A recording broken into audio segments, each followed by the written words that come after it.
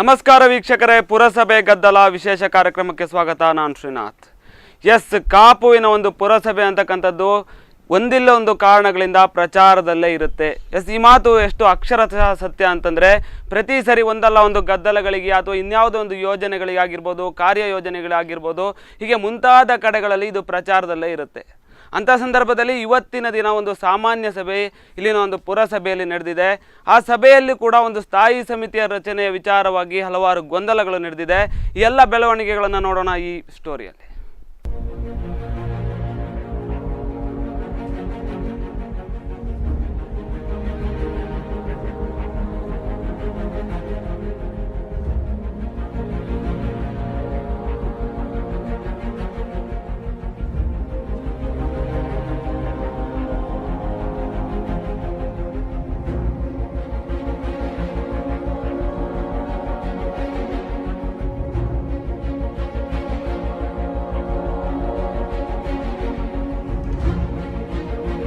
ಅಥವಾ ಸಿಂಗಲ್ ಮಾಡಿದ್ರು ಅಭ್ಯಂತರ ಇಲ್ಲ. ಎರಡರಲ್ಲಿ ಇದೆ ರೂಲ್ಸ್ ಆಟ ಇದೆ.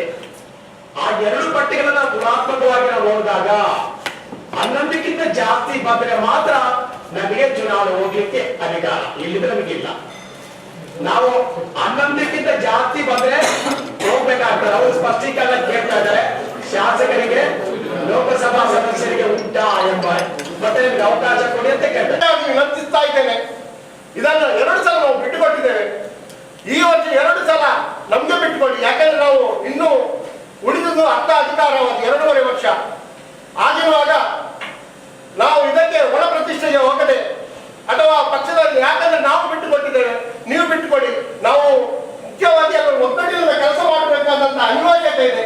ಆಗಿರುವಾಗ ಅದಕ್ಕೆ ಹೋಗದೆ ನಮ್ಗೆ 7 ಮಂದಿ ನಿಮ್ಗೆ ಹೇಗೆ ಕೊಟ್ಟಿದ್ದೇವೋ ಆ ರೀತಿ 7 ಮಂದಿಯ ಸದಸ್ಯರನ್ನ ಸ್ಥಾಯಿಗಳನ್ನು ಕೊಡುವಂತೆ ತಮ್ಮಲ್ಲಿ ವಿನಂತಿಸ್ತಾ, ಮತ್ತೊಮ್ಮೆ ತಾವು ಈ ಬೇಕಂದ್ರೆ ಸೆಕ್ಷನ್ ಬಗ್ಗೆ ಇಲ್ಲೇ ನೋಟ್ ಇದೆ. ಇದು ಇವತ್ತಿನ ದಿನ ಒಂದು ಪುರಸಭೆಯಲ್ಲಿ ನಡೆದಂಥ ಕೆಲವೊಂದು ಪ್ರಮುಖವಾದಂಥ ಬೆಳವಣಿಗೆಗಳು. ಈ ವಿಚಾರವಾಗಿ ನಾನು ಇಬ್ಬರ ಜೊತೆ ಚರ್ಚೆಯನ್ನು ಮಾಡ್ತೇನೆ. ಒಬ್ಬರು ವಿಪಕ್ಷ ನಾಯಕರು ಅರುಣ್ ಶೆಟ್ಟಿ ಪಾದೂರು ಅಂತ. ಕಾರ್ಯಕ್ರಮಕ್ಕೆ ಸ್ವಾಗತ ಸರ್. ಇನ್ನೊಬ್ಬರು ಅಮೀರ್ ಕಾಪು ಅಂತ, ಅವರು ನಾಮನಿರ್ದೇಶನದ ಸದಸ್ಯರು ಪುರಸಭೆಯಲ್ಲಿ. ನಿಮಗೂ ಸ್ವಾಗತ ಸರ್. ಈ ಒಂದು ವಿಚಾರವಾಗಿ ಮಾತಾಡ್ತಾ ಹೋದರೆ, ಪುರಸಭೆಯ ವಿಚಾರ ಮತ್ತು ಇವತ್ತಿನ ಒಂದು ಸಾಮಾನ್ಯ ಸಭೆಯ ಒಂದು ವಿಚಾರವನ್ನು ಮಾತಾಡ್ತಾ ಹೋದರೆ, ನಿಜವಾಗಿ ಸಾಮಾನ್ಯ ಸಭೆಯಲ್ಲಿ ಯಾವೆಲ್ಲ ವಿಚಾರಗಳ ಬಗ್ಗೆ ಚರ್ಚೆಯನ್ನು ಮಾಡ್ತಾರೆ ಮತ್ತು ನಿಜವಾಗಿ ಸಾಮಾನ್ಯ ಸಭೆ ಅಂದರೆ ಏನು? ಮುಖ್ಯವಾಗಿ ಸಾಮಾನ್ಯ ಸಭೆಯಲ್ಲಿ ನಮ್ಮ ಪುರಸಭೆ ವ್ಯಾಪ್ತಿಯಲ್ಲಿ ಇರುವಂಥ ಕಾಮಗಾರಿ ಇರ್ಬೋದು ಅಥವಾ ಸಮಸ್ಯೆಗಳ ಬಗ್ಗೆ ಅಲ್ಲಿ ಚರ್ಚೆ ಆಗ್ತದೆ. ಯಾಕೆಂದರೆ ಪಂಚಾಯತ್ ರಾಜ್ ವ್ಯವಸ್ಥೆಯಲ್ಲಿ ಜನರಿಗೆ ಗ್ರಾಮ ಸಭೆಯಲ್ಲಿ ಪಾಲ್ಗೊಳ್ಳುವಂಥ ಒಂದು ಅವಕಾಶ ಉಂಟು. ಆದರೆ ಪುರಸಭೆಯಲ್ಲಿ ಅಂಥ ಅವಕಾಶ ಜನರಿಗಿಲ್ಲ. ಹಾಗಿರುವಾಗ ಜನರು ತಮ್ಮ ಸಮಸ್ಯೆಗಳನ್ನು ಸಭೆಯಲ್ಲಿ ಹೇಳುವಂಥ ಅವಕಾಶ ಇಲ್ಲ. ಅದಕ್ಕಾಗಿ ನಾವು ಜನರ ಪರವಾಗಿ ಪ್ರತಿನಿಧಿಸುವ ನಾವು ಪುರಸಭೆಗಳಲ್ಲಿ ಆಗುವಂಥ ಸಮಸ್ಯೆಗಳಿಗೆ ಸ್ಪಂದನೆ ನೀಡುವಂಥ ಕೆಲಸಗಳನ್ನು ನಾವು ಅಧಿಕಾರಿಗಳ ಮುಖಾಂತರ ಮಾಡಿಸುವಂಥ ಕೆಲಸವನ್ನು ನಾವು ಸಾಮಾನ್ಯ ಸಭೆಯಲ್ಲಿ ಅವರ ಗಮನಕ್ಕೆ ತಂದು ಮಾಡುವಂಥ ಕೆಲಸವನ್ನು ನಾವು ಮಾಡಬೇಕಾಗಿದೆ. ಹೀಗೆ ಹೇಳ್ತಾ ಹೋದರೆ, ಈ ಒಂದು ಸಾಮಾನ್ಯ ಸಭೆಯಲ್ಲಿ ಎಲ್ಲ ಚರ್ಚೆಗಳನ್ನು ಬಿಟ್ಟು ಯಾಕೋ ಸ್ಥಾಯಿ ಸಮಿತಿಯ ರಚನೆಯ ಬಗ್ಗೆ ಚರ್ಚೆಗಳಾಗ್ತಾ ಇದೆ. ನಿಜವಾಗಿ ಹೇಳಬೇಕಂದ್ರೆ ಸ್ಥಾಯಿ ಸಮಿತಿಯ ರಚನೆ ಅಂದ್ರೇನು ಮತ್ತು ಸ್ಥಾಯಿ ಸಮಿತಿ ಅಂದರೆ ಏನು? ಸ್ಥಾಯಿ ಸಮಿತಿ ಅಂದರೆ ಪುರಸಭೆಯ ಎಲ್ಲ ಕಾರ್ಯಕಲಾಪಗಳಲ್ಲಿ ಏನೇನು ಅಜೆಂಡಾದಲ್ಲಿ, ಏನೇನು ಕಾರ್ಯಸೂಚಿಯಲ್ಲಿ ಏನೇನು ಇರುತ್ತದೋ ಅದರ ಎಲ್ಲ ವಿಚಾರಗಳ ಬಗ್ಗೆ ಕೂಲಂಕುಷವಾಗಿ ಚರ್ಚಿಸಲು ಸಾಧ್ಯವಾಗದಂಥ ಸಂದರ್ಭದಲ್ಲಿ ಒಂದು ಸ್ಥಾಯಿ ಸಮಿತಿಯನ್ನು ರಚನೆ ಮಾಡಿ, ಚುನಾಯಿತ ಸದಸ್ಯರನ್ನು ಅದಕ್ಕೆ ಸದಸ್ಯರನ್ನು ಮಾಡಿ ಅದರಲ್ಲಿ ಅವರ ತಜ್ಞತೆ ಮತ್ತು ಕೌನ್ಸಿಲರ್ಗಳ ತಜ್ಞತೆ ಮತ್ತು ಅವರ ಅನುಭವವನ್ನು ಅವಲಂಬಿಸಿ ಅದರಲ್ಲಿ ಸದಸ್ಯರನ್ನಾಗಿ ಮಾಡ್ತಾರೆ. ವಿಶೇಷವಾಗಿ ಸಹಜವಾಗಿ ಸ್ಥಾಯಿ ಸಮಿತಿಯ ಅಧಿಕಾರಾವಧಿ ಮುಗಿಯುವುದಕ್ಕಿಂತ 1 ತಿಂಗಳು ಮೊದಲೇ ಪುನಃ ಹೊಸ ಸ್ಥಾಯಿ ಸಮಿತಿಯ ನೂತನ ಸ್ಥಾಯಿ ಸಮಿತಿಯ ರಚನೆ ಮಾಡಬೇಕು ಅಂತ ಕಾನೂನು ಹೇಳ್ತದೆ.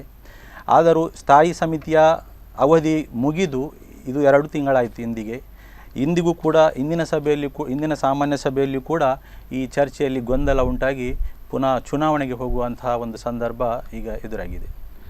ಹಿಂದಿನ ಅವಧಿಯಲ್ಲಿ ಕೂಡ ಒಂದು ಸ್ಥಾಯಿ ಸಮಿತಿ ರಚನೆಯಾಗಿತ್ತು. ಸ್ಥಾಯಿ ಸಮಿತಿ ಅಧಿಕಾರದಲ್ಲಿತ್ತು, ಅಂದರೆ ಅದು ತನ್ನದೇ ಆದ ಒಂದು ಆಡಳಿತವನ್ನು ನಡೆಸ್ತಾ ಇತ್ತು. ಅಂಥ ಸಂದರ್ಭದಲ್ಲಿ ಆ ಅವಧಿಯಲ್ಲಿ ಒಂದು ಸ್ಥಾಯಿ ಸಮಿತಿ ಯಾವ ರೀತಿ ಕಾರ್ಯವನ್ನು ಮಾಡ್ತಾ ಇತ್ತು? ನೋಡಿ, ಸ್ಥಾಯಿ ಸಮಿತಿಯ ಅವಧಿ 1 ವರ್ಷ. ಕಳೆದ 2016ರಲ್ಲಿ ನೂತನವಾಗಿ ಕಾಪು ಪುರಸಭೆ ಆದ ಸಂದರ್ಭದಲ್ಲಿ ಅವರ ಆಡಳಿತ ಪಕ್ಷದಲ್ಲಿ ಕಾಂಗ್ರೆಸ್ನವರು ಆಡಳಿತ ಮಾಡಿದರು. ಅವರಿಗೆ ಅವರ ಅಧ್ಯಕ್ಷರು ಮತ್ತು ಉಪಾಧ್ಯಕ್ಷರು ಅವರ ಪಾಲಿಗೆ ಆಗಿತ್ತು. ಸ್ಥಾಯಿ ಸಮಿತಿಯಲ್ಲಿ ನಾವು 2 ಬಾರಿ ನಾವು ಒಟ್ಟಿಗೆ, ಯಾಕಂದರೆ ನಮ್ಮ ಪ್ರಕರಣದ ಪ್ರಕಾರ ನಮ್ಮ ಕರ್ನಾಟಕ ಪುರಸಭೆಗಳ ಅಧಿನಿಯಮ 63 ಪ್ರಕರಣ ಉಪ ಪ್ರಕರಣ 2ನೇ ಪ್ರಕಾರ ಒಂದು ಸ್ಥಾಯಿ ಸಮಿತಿಯಲ್ಲಿ ಗರಿಷ್ಠ ಅಂದರೆ 11 ಮಂದಿ ಸದಸ್ಯರಿಗೆ ಮೀರದಂತೆ, ಅದೇ ರೀತಿ ಕನಿಷ್ಠ 5 ಮಂದಿ ಸದಸ್ಯರಿಗೆ ಕಡಿಮೆ ಇಲ್ಲದಂತೆ ಸ್ಥಾಯಿ ಸಮಿತಿಯನ್ನು ರಚಿಸಬೇಕು ಎಂಬ ಒಂದು ನಿಯಮ ಇದೆ. ಆ ಪ್ರಕಾರವಾಗಿ ನಾವು ಹಿಂದೆ 2 ಬಾರಿ ನಾವು ಸ್ಥಾಯಿ ಸಮಿತಿಯಲ್ಲಿ ಆಗಿನ ಸಚಿವರು ವಿನಯ್ ಕುಮಾರ್ ಸೊರಕೆ ಅವರಿದ್ದರು. ಅವರು ಪ್ರತಿ ಸಭೆಗೂ ಬರ್ತಿದ್ದರು. ಅವರು ನಾವು ಅಂದರೆ ನಿಮಗೆ 4 ಕೊಡ್ತೇವೆ, 7 ನಮಗೆ ಕೊಡಿ ಅಂತ ಹೇಳಿದರು. ನಾವು ಹೇಳೋದು ಇಷ್ಟೇ, ಯಾಕೆಂದರೆ ಒಂದು ಆಡಳಿತ ನಡೆಸುವವರು ಅವರದ್ದೇ ಸ್ಥಾಯಿ ಸಮಿತಿ ಇದ್ದರೆ ಅದು ಒಳ್ಳೆಯದು. ಯಾಕೆಂದರೆ ಅವರು ಹೇಳಿದ ಹಾಗೆ ಸ್ಥಾಯಿ ಸಮಿತಿಗೆ ಭಾಳಷ್ಟು ಜವಾಬ್ದಾರಿ ಉಂಟು.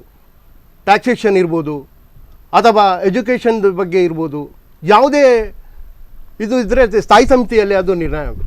ಹಾಗಿರುವಾಗ ಈಗ ಅಧ್ಯಕ್ಷರ ಅವಧಿ ಡಿಸೆಂಬರ್ 3 ತಾರೀಕಿಗೆ ಮುಗಿಯುತ್ತದೆ. ಮುಂದೆ ನಮ್ಮ ಪಕ್ಷದ ಸದಸ್ಯರು ನಾವು ಆಡಳಿತಕ್ಕೆ ಬರ್ತೇವೆ. ಯಾಕೆ ಕಾರಣ, ನಮ್ಮಲ್ಲಿ ಈಗ 11 ಮಂದಿ ನಾವಿದ್ದೇವೆ. ಅದೇ ರೀತಿ ನಮ್ಮ ಮಾನ್ಯ ಶಾಸಕರಾದಂಥ ಲಾಲಾಜಿ ಮೆಂಡನ್, ಅದೇ ರೀತಿ ಲೋಕಸಭಾ ಸದಸ್ಯರಾದಂಥ ಶೋಭಾ ಕರಂದ್ಲಾಜೆಯವರು, ಅವರಿಗೂ ಕೂಡ ವೋಟ್ ಮಾಡುವಂಥ ಹಕ್ಕು ಉಂಟು. ಹಾಗಿರುವಾಗ ನಮ್ಮದು ನಾಡ್ದು ಅಧಿಕಾರಕ್ಕೆ ಬರುವಾಗ ಆಡಳಿತ ಇರುವವರೇ ಸ್ಥಾಯಿ ಸಮಿತಿ ಇದ್ದರೆ ಒಳ್ಳೆಯದು. ಇಲ್ಲದಿದ್ದರೆ ಆಡಳಿತಾತ್ಮಕವಾಗಿ ಕೆಲವು ಅಡೆತಡೆಗಳು ಬರ್ತದೆ. ಯಾಕೆಂದರೆ ನಾವು ಅಧ್ಯಕ್ಷರು ತೆಗೆದುಕೊಂಡ ಒಂದು ತೀರ್ಮಾನ ಸ್ಥಾಯಿ ಸಮಿತಿಯಲ್ಲಿ ಅದು ಶಿಫಾರಸು ಆಗದಿದ್ದರೆ ಅದು ಆಡಳಿತದ ಮೇಲೆ ಅಥವಾ ಅಭಿವೃದ್ಧಿ ಮೇಲೆ ಕುಂಠಿತ ಆಗುವಂಥ ದೃಷ್ಟಿಯಿಂದ ನಾವು ಅವರಿಗೆ ಮನವಿಯನ್ನು ಮಾಡಿದ್ದೇವೆ. ಆದರೆ ಅದಕ್ಕೆ ಅವರು ಬಗ್ಲಿಲ್ಲ. ಯಾಕಂದರೆ ಸೆಪ್ಟೆಂಬರ್ 27ನೇ ತಾರೀಕಿಗೆ ಸ್ಥಾಯಿ ಸಮಿತಿ ಅವಧಿ ಮುಗಿತು. 29 ಸೆಪ್ಟೆಂಬರಲ್ಲಿ ಸಾಮಾನ್ಯ ಸಭೆಯಲ್ಲಿ ಈ ಬಗ್ಗೆ ಸ್ಥಾಯಿ ಸಮಿತಿಯ ಸಭೆ ಬಂದಾಗ ನಾವು ಅದರ ಬಗ್ಗೆ ಕೆಲವು ಪ್ರಕರಣವನ್ನು ಉಲ್ಲೇಖ ಮಾಡಿ, ಯಾಕೆಂದರೆ ಸ್ಥಾಯಿ ಸಮಿತಿಯ ಸದಸ್ಯರಾಗಿ ಅಧ್ಯಕ್ಷರಿಗೆ, ಪುರಸಭೆಯ ಅಧ್ಯಕ್ಷರಿಗೆ ಮತ್ತು ಉಪಾಧ್ಯಕ್ಷರಿಗೆ ಅಲ್ಲಿ ಅವಕಾಶ ಇಲ್ಲ. ಅವರಿಗೆ ಮತದಾನ ಮಾಡುವ ಹಕ್ಕಿರ್ಬೋದು, ಆದರೆ ಸ್ಥಾಯಿ ಸಮಿತಿಯ ಸದಸ್ಯರಾಗಿ ಅವರಿಗೆ ಹೊಂದಲಿಕ್ಕೆ ಅವರಿಗೆ ಅವಕಾಶ ಇಲ್ಲ. ಹಾಗಿರುವಾಗ ಅದಕ್ಕಾಗಿ ನಾವು ಸ್ವಪ್ರತಿಷ್ಠೆಯನ್ನು ಬಿಟ್ಟು ನಾವು ಒಂದು ಕಾಪು ಪುರಸಭೆಯ ಸರ್ವಾಂಗೀಣ ಅಭಿವೃದ್ಧಿಗಾಗಿ ನಮ್ಮ ಅಧ್ಯಕ್ಷರು ಉಪಾಧ್ಯಕ್ಷರು ಬರ್ತಾರೆ, ನಮಗೆ ಆಡಳಿತ ಬರ್ತದೆ. ಹಾಗಿರುವಾಗ ನಮ್ಗೆ ಒಂದು ಸ್ಥಾಯಿ ಸಮಿತಿ ಕೊಡಿ ಎಂದು ಮತ್ತೆ ಬೇರೆ ಯಾವುದೇ ಗೊಂದಲ ಅಲ್ಲ. ನಾವು ಅಷ್ಟೇ ನಾವು ಅವರ ಹತ್ರ ಮನವಿ ಮಾಡಿದ್ದು. ಅದು ಕೊನೆಗೆ ಇವತ್ತು ಗುಪ್ತ ಮತದಾನದವರೆಗೆ ಅದು ತಲುಪಿದೆ. ಅದು ಶನಿವಾರ 12 ಗಂಟೆಗೆ ಮತದಾನದ ಒಂದು ನಿಗದಿಯಾಗಿದೆ. ಇನ್ನು ನೋಡಬೇಕು. ನಿಜ ಹೇಳಬೇಕು ಅಂತಂದರೆ ಈ ಒಂದು ಚುನಾವಣೆಯನ್ನು ಆಗ್ತಾರೆ, ಈ ಒಂದು ಸ್ಥಾಯಿ ಸಮಿತಿ ರಚನೆಯಲ್ಲಿ ಚುನಾವಣೆಗಳಾಗತ್ತೆ. ಅಂಥ ಸಂದರ್ಭದಲ್ಲಿ ಯಾವ ರೀತಿಯಾಗಿ ಒಂದು ಚುನಾವಣೆಯನ್ನು ಮಾಡ್ತೀರಿ ನೀವು? ಚುನಾವಣೆ ಅಂದರೆ ಈಗ ಪುರಸಭೆ ಕೌನ್ಸಿಲಲ್ಲಿ 3 ಬಗೆಯ ಸದಸ್ಯರು ಇರ್ತಾರೆ. ಒಂದು ಚುನಾಯಿತ ಪ್ರತಿನಿಧಿಗಳು, ಮತ್ತೊಂದು ನಾಮನಿರ್ದೇಶನ ಸದಸ್ಯರು, ಅದೇ ರೀತಿ ಪದನಿಮಿತ್ತ ಸದಸ್ಯರು ಅಂತ. ಇಲ್ಲಿ ಚುನಾಯಿತ ಪ್ರತಿನಿಧಿಗಳಿಗೆ, ಸದಸ್ಯರಿಗೆ ಹಾಗೂ ಪದನಿಮಿತ್ತ ಸದಸ್ಯರಿಗೆ ಮತದಾನದ ಹಕ್ಕುಂಟು. ಅದೇ ರೀತಿ ನಾಮನಿರ್ದೇಶನ ಸದಸ್ಯರಿಗೆ ಮತದಾನದ ಹಕ್ಕು ಇಲ್ಲ. ಅವರು ಚರ್ಚೆಯಲ್ಲಿ ಪಾಲ್ಗೊಳ್ಬೋದು, ಆದರೆ ಯಾವುದೇ ಮತದಾನದ ಹಕ್ಕು ಇಲ್ಲ. ಹಾಗಿರುವಾಗ ನಾವು ನಮ್ಮ ಶಾಸಕರಿದ್ದಾರೆ, ನಮ್ಮ ಸಂಸದರಿದ್ದಾರೆ, ಅದೇ ರೀತಿ ರೂಲ್ 54 ಸೆಕ್ಷನ್ 11 ಪ್ರಕಾರ, ಅಧಿನಿಯಮದ ಪ್ರಕಾರ ಪದನಿಮಿತ್ತ ಸದಸ್ಯರಿಗೆ, ನಿಜವಾಗಿ ಪದನಿಮಿತ್ತ ಅಂದರೆ ಶಾಸಕರು, ಸಂಸದರು ಮತ್ತು ವಿಧಾನ ಪರಿಷತ್ ಸದಸ್ಯರು ಇವರು ಇರ್ತಾರೆ. ಆದರೆ ವಿಧಾನ ಪರಿಷತ್ ಸದಸ್ಯರು ಅಲ್ಲಿ ಎನ್ರೋಲ್ ಮಾಡಿದರೆ ಮಾತ್ರ ಅವರಿಗೆ ಮತದಾನ ಮಾಡುವಂಥ ಅವಕಾಶ.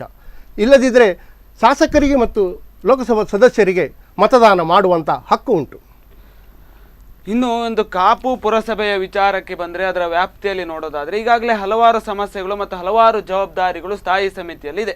ಅಂದರೆ ಅದನ್ನು ನಡೆಸ್ಕೊಡೋ ವಿಚಾರದಲ್ಲಿ, ಎಲ್ಲ ಸಮಸ್ಯೆಗಳನ್ನು ಬಗೆಹರಿಸೋ ವಿಚಾರದಲ್ಲಿ ಹಲವಾರು ಜವಾಬ್ದಾರಿಗಳು ನಿಮ್ಮ ಮೇಲಿದೆ. ಅಂಥ ಸಂದರ್ಭದಲ್ಲೂ ಕೂಡ ಇಂಥ ಗೊಂದಲಗಳೆಲ್ಲ ಅವಶ್ಯಕತೆಗಳಿತ್ತ? ಹಿಂದಿನ ಒಂದು ಸಾಮಾನ್ಯ ಸಭೆಯಲ್ಲೂ ಕೂಡ ಅದು ಅರ್ಧಕ್ಕೆ ನಿಂತೋಯ್ತು ಇದೇ ಕಾರಣದಿಂದ. ಮತ್ತು ಈಗಲೂ ಕೂಡ ಈ ಸಾಮಾನ್ಯ ಸಭೆಯಲ್ಲೂ ಕೂಡ ಅದೇ ವಿಚಾರವಾಗಿ ಸಭೆಗಳು ನಡೆದಿದೆಯೇ ವಿನಃ ಯಾವುದೇ ಒಂದು ಯೋಜನೆಗಳ ಬಗ್ಗೆ ಅಥವಾ ಸಮಸ್ಯೆಗಳ ಕುರಿತು ಮಾತುಕತೆಗಳು ನಡೆದಿಲ್ಲ.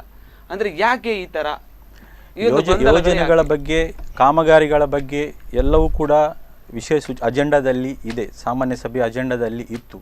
ಆದರೆ ಪ್ರಥಮವಾಗಿ ಅಜೆಂಡಾದಲ್ಲಿ ಕಳೆದ ಬಾರಿ ಮುಂದೂಡಿದಂಥ ವಿಚಾರವನ್ನು ಮೊದಲಿಗೆ ಪ್ರಸ್ತಾಪ ಮಾಡೋದು ವಾಡಿಕೆ. ಆ ಪ್ರಕಾರ ಇವತ್ತಿನ ಅಜೆಂಡಾದಲ್ಲಿ ಪ್ರಥಮ ವಿಷಯವೇ ಕಾಪು ಪುರಸಭೆ ಸ್ಥಾಯಿ ಸಮಿತಿಯ ರಚನೆ ಬಗ್ಗೆ ಇತ್ತು. ಮಾನ್ಯ ಅರುಣ್ ಶೆಟ್ಟಿ ಅವರು ಹೇಳಿದ ಹಾಗೆ ಕಳೆದ 2 ವರ್ಷಗಳಿಂದ 2 ಸಮಿತಿಗಳಾಗಿದೆ, ಸ್ಥಾಯಿ ಸಮಿತಿಗಳಾಗಿವೆ. ಬಹಳ ಒಮ್ಮತದಿಂದ ನಾವು ಅದನ್ನು ಆಯ್ಕೆ ಮಾಡಿಕೊಂಡಿದ್ದೆವು. ನಾವು 7 ಸದಸ್ಯರು ಆಡಳಿತ ಪಕ್ಷ, 4 ಸದಸ್ಯರನ್ನು ಅವರಿಗೆ ನಾವು ಕೊಟ್ಟಿದ್ದೆವು. ನಾವು ಬಹುಮತ ಹೊಂದಿರುವಂಥ 12 ಸದಸ್ಯರಿದ್ದರೂ ಕೂಡ ಅವರಿಗೆ ನಾವು 4 ಸದಸ್ಯತ್ವವನ್ನು ಬಿಟ್ಟು ಕೊಟ್ಟಿದ್ದೆವು. ಈಗ ಒಂದು ಪಬ್ಲಿಕ್ಕಿಂದ ಒಂದು ಕಾಲ್ ಇದೆ. ಎಸ್, ಎಲ್ಲಿಂದ ಕರೆ ಮಾಡ್ತಿದ್ದೀರಾ ಸರ್? ನಿಮ್ಮ ಹೆಸರು? ಮಂಗಳೂರಿಂದ ಕರೆ ಮಾಡ್ತಿರೋದು, ಗಣೇಶ್ ಅಂತ. ಎಸ್, ಹೇಳಿ ಸರ್. ಪುರಸಭೆಯಲ್ಲಿ ಯಾವ್ದಾದ್ರು ಒಂದು ಪ್ರಾಬ್ಲಮ್ ಬಗ್ಗೆ ಡಿಸ್ಕಸ್ ಮಾಡೋದ್ ಬಿಟ್ಟು ಇವರೊಳಗೆ ಜಗಳ ಮಾಡ್ಕೊಳ್ತಾ ಇದ್ರೆ ಜನರ ಸಮಸ್ಯೆಗಳಿಗೆ ಯಾರು ತಲೆ ಕೊಡ್ತಾರೆ ಅಂತ ಅವ್ರ ಹತ್ರ ಕೇಳಿ ಕ್ವಶನ್ ಆನ್ಸರ್ ಮಾಡಕ್ ಹೇಳಿ ಅವ್ರ ಹತ್ರ. Okay sir, okay. ಇದೇ ಒಂದೇ ಪ್ರಶ್ನೆನಾ ಮತ್ತೆ ಇನ್ನೊಂದು ಪ್ರಶ್ನೆ ಇದೆಯಾ? ಹೇಳಿ, ಒಂದೇ ಪ್ರಶ್ನೆ ಅವ್ರ ಹತ್ರ ಕೇಳಿ. ಅದೇ ಅವರು ಹೇಳಿದಾಗೆ ಯಾವುದೋ ಒಂದು ಜನರ ಸಮಸ್ಯೆಗಳನ್ನು ಚರ್ಚೆಯನ್ನು ಮಾಡೋದು ಬಿಟ್ಟು ಕೇವಲ ಒಂದು ಸ್ಥಾಯಿ ಸಮಿತಿಯ ರಚನೆ ಕುರಿತಾಗಿ ಅಂದರೆ ಜನರ ವಿಷಯವನ್ನು ಚರ್ಚೆ ಮಾಡದೆ ಬೇರೆ ವಿಷಯಗಳ ಬಗ್ಗೆ ಚರ್ಚೆ ಮಾಡ್ತಾ ಇದ್ದೀರಿ. ಇದು ಖಂಡಿತ ಸುಳ್ಳು. ನೀವು ನೋಡಿರ್ಬೋದು, ಸಾಮಾನ್ಯ ಸಭೆಯಲ್ಲಿ ಸ್ಥಾಯಿ ಸಮಿತಿಯ ಆದ ನಂತರ ಅಜೆಂಡಾದಿಲ್ಲದ್ದು ಎಲ್ಲಗಳನ್ನು ನಾವು ಚರ್ಚೆ ಮಾಡಿದ್ದೇವೆ. ಯಾವುದಕ್ಕೆ ಸ್ಪಂದನೆ ನೀಡಬೇಕು, ಯಾವುದೇ ಅಧಿಕಾರಿಗಳ ಗಮನ ತರಬೇಕು, ಯಾವ ರೀತಿ ಸ್ಪಂದಿಸಬೇಕು, ಅದಕ್ಕೆ ನಾವು ಪ್ರಾಮಾಣಿಕವಾಗಿ ಪ್ರಯತ್ನವನ್ನು ಮಾಡಿದ್ದೇವೆ. ಯಾಕಂದರೆ ಕೆಲವೊಮ್ಮೆ ನಿಮಗೆ ಮಾಧ್ಯಮದ ಮುಖಾಂತರ, ದೃಶ್ಯ ಮಾಧ್ಯಮದಲ್ಲಿ ಗೊತ್ತಾಗೋದು, ಗಲಾಟೆ ಆಗೋದನ್ನು ಮಾತ್ರ ತೋರಿಸ್ತಾರೆ. ನಾನು ಇವತ್ತು ಕೂಡ ಸಾಮಾನ್ಯ ಸಭೆಯಲ್ಲಿ ಇತ್ತು, ನಾವು ಪತ್ರಿಕಾ ಇರುವುದು, ದೃಶ್ಯ ಮಾಧ್ಯಮದ ಇರ್ಬೋದು, ಅವರು ಗಲಾಟೆ ಇರುವಾಗ ಮಾತ್ರ ಇದ್ದರು, ಮತ್ತೆ ಚರ್ಚೆ ಆಗುವಾಗ ಯಾರು ಇರಲಿಲ್ಲ. ಹಾಗಿರುವಾಗ ಜನರಿಗೆ ತಪ್ಪು ಮಾಹಿತಿ ಹೋಗ್ತಾ ಉಂಟು.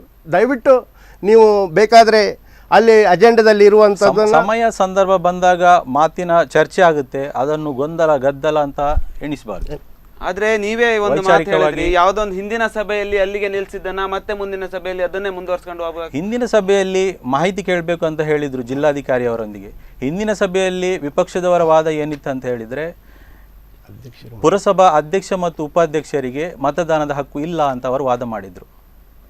ಆವಾಗ ನಾವು ಉಂಟು ಅಂತ ವಾದ ಮಾಡಿದ್ವು.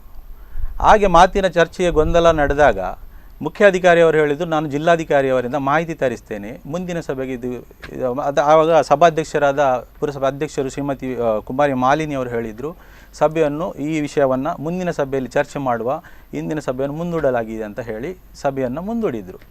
ನಂತರ ಲೋಕಸಭೆ ಉಪಚುನಾವಣೆ ಬಂತು. ಕಳೆದ ತಿಂಗಳಲ್ಲಿ ಸಾಮಾನ್ಯ ಸಭೆ ನಡೆಯಲಿಲ್ಲ. ಇದೀಗ ಈ ಸಭೆಯಲ್ಲಿ ಈ ಅಜೆಂಡಾ ಒಂದು ಕಾಲಿದೆ. ಸರ್, ಎಲ್ಲಿಂದ ಕರೆ ಮಾಡ್ತಾ ಇದ್ದೀರಾ? ನಿಮ್ಮ ಹೆಸರು? ಮನೀಶ್ ಅಂತ, ಮೂಳೂರಿಂದ. ಹೇಳಿ ಸರ್, ನಿಮ್ಮ ಸಮಸ್ಯೆಗಳೇನು, ಏನು ವಿಚಾರ, ಏನು ಪ್ರಶ್ನೆಗಳನ್ನ ಕೇಳಬೇಕು ಅಂತಿದ್ದೀರಲ್ಲ? ಈಗ ಪುರಸಭೆ ಆಯ್ಕೆ ವಿಚಾರದಲ್ಲಿ, ಸ್ಥಾಯಿ ಸಮಿತಿ ಆಯ್ಕೆ ವಿಚಾರದಲ್ಲಿ ಚರ್ಚೆಗಳಾಗ್ತವೆ.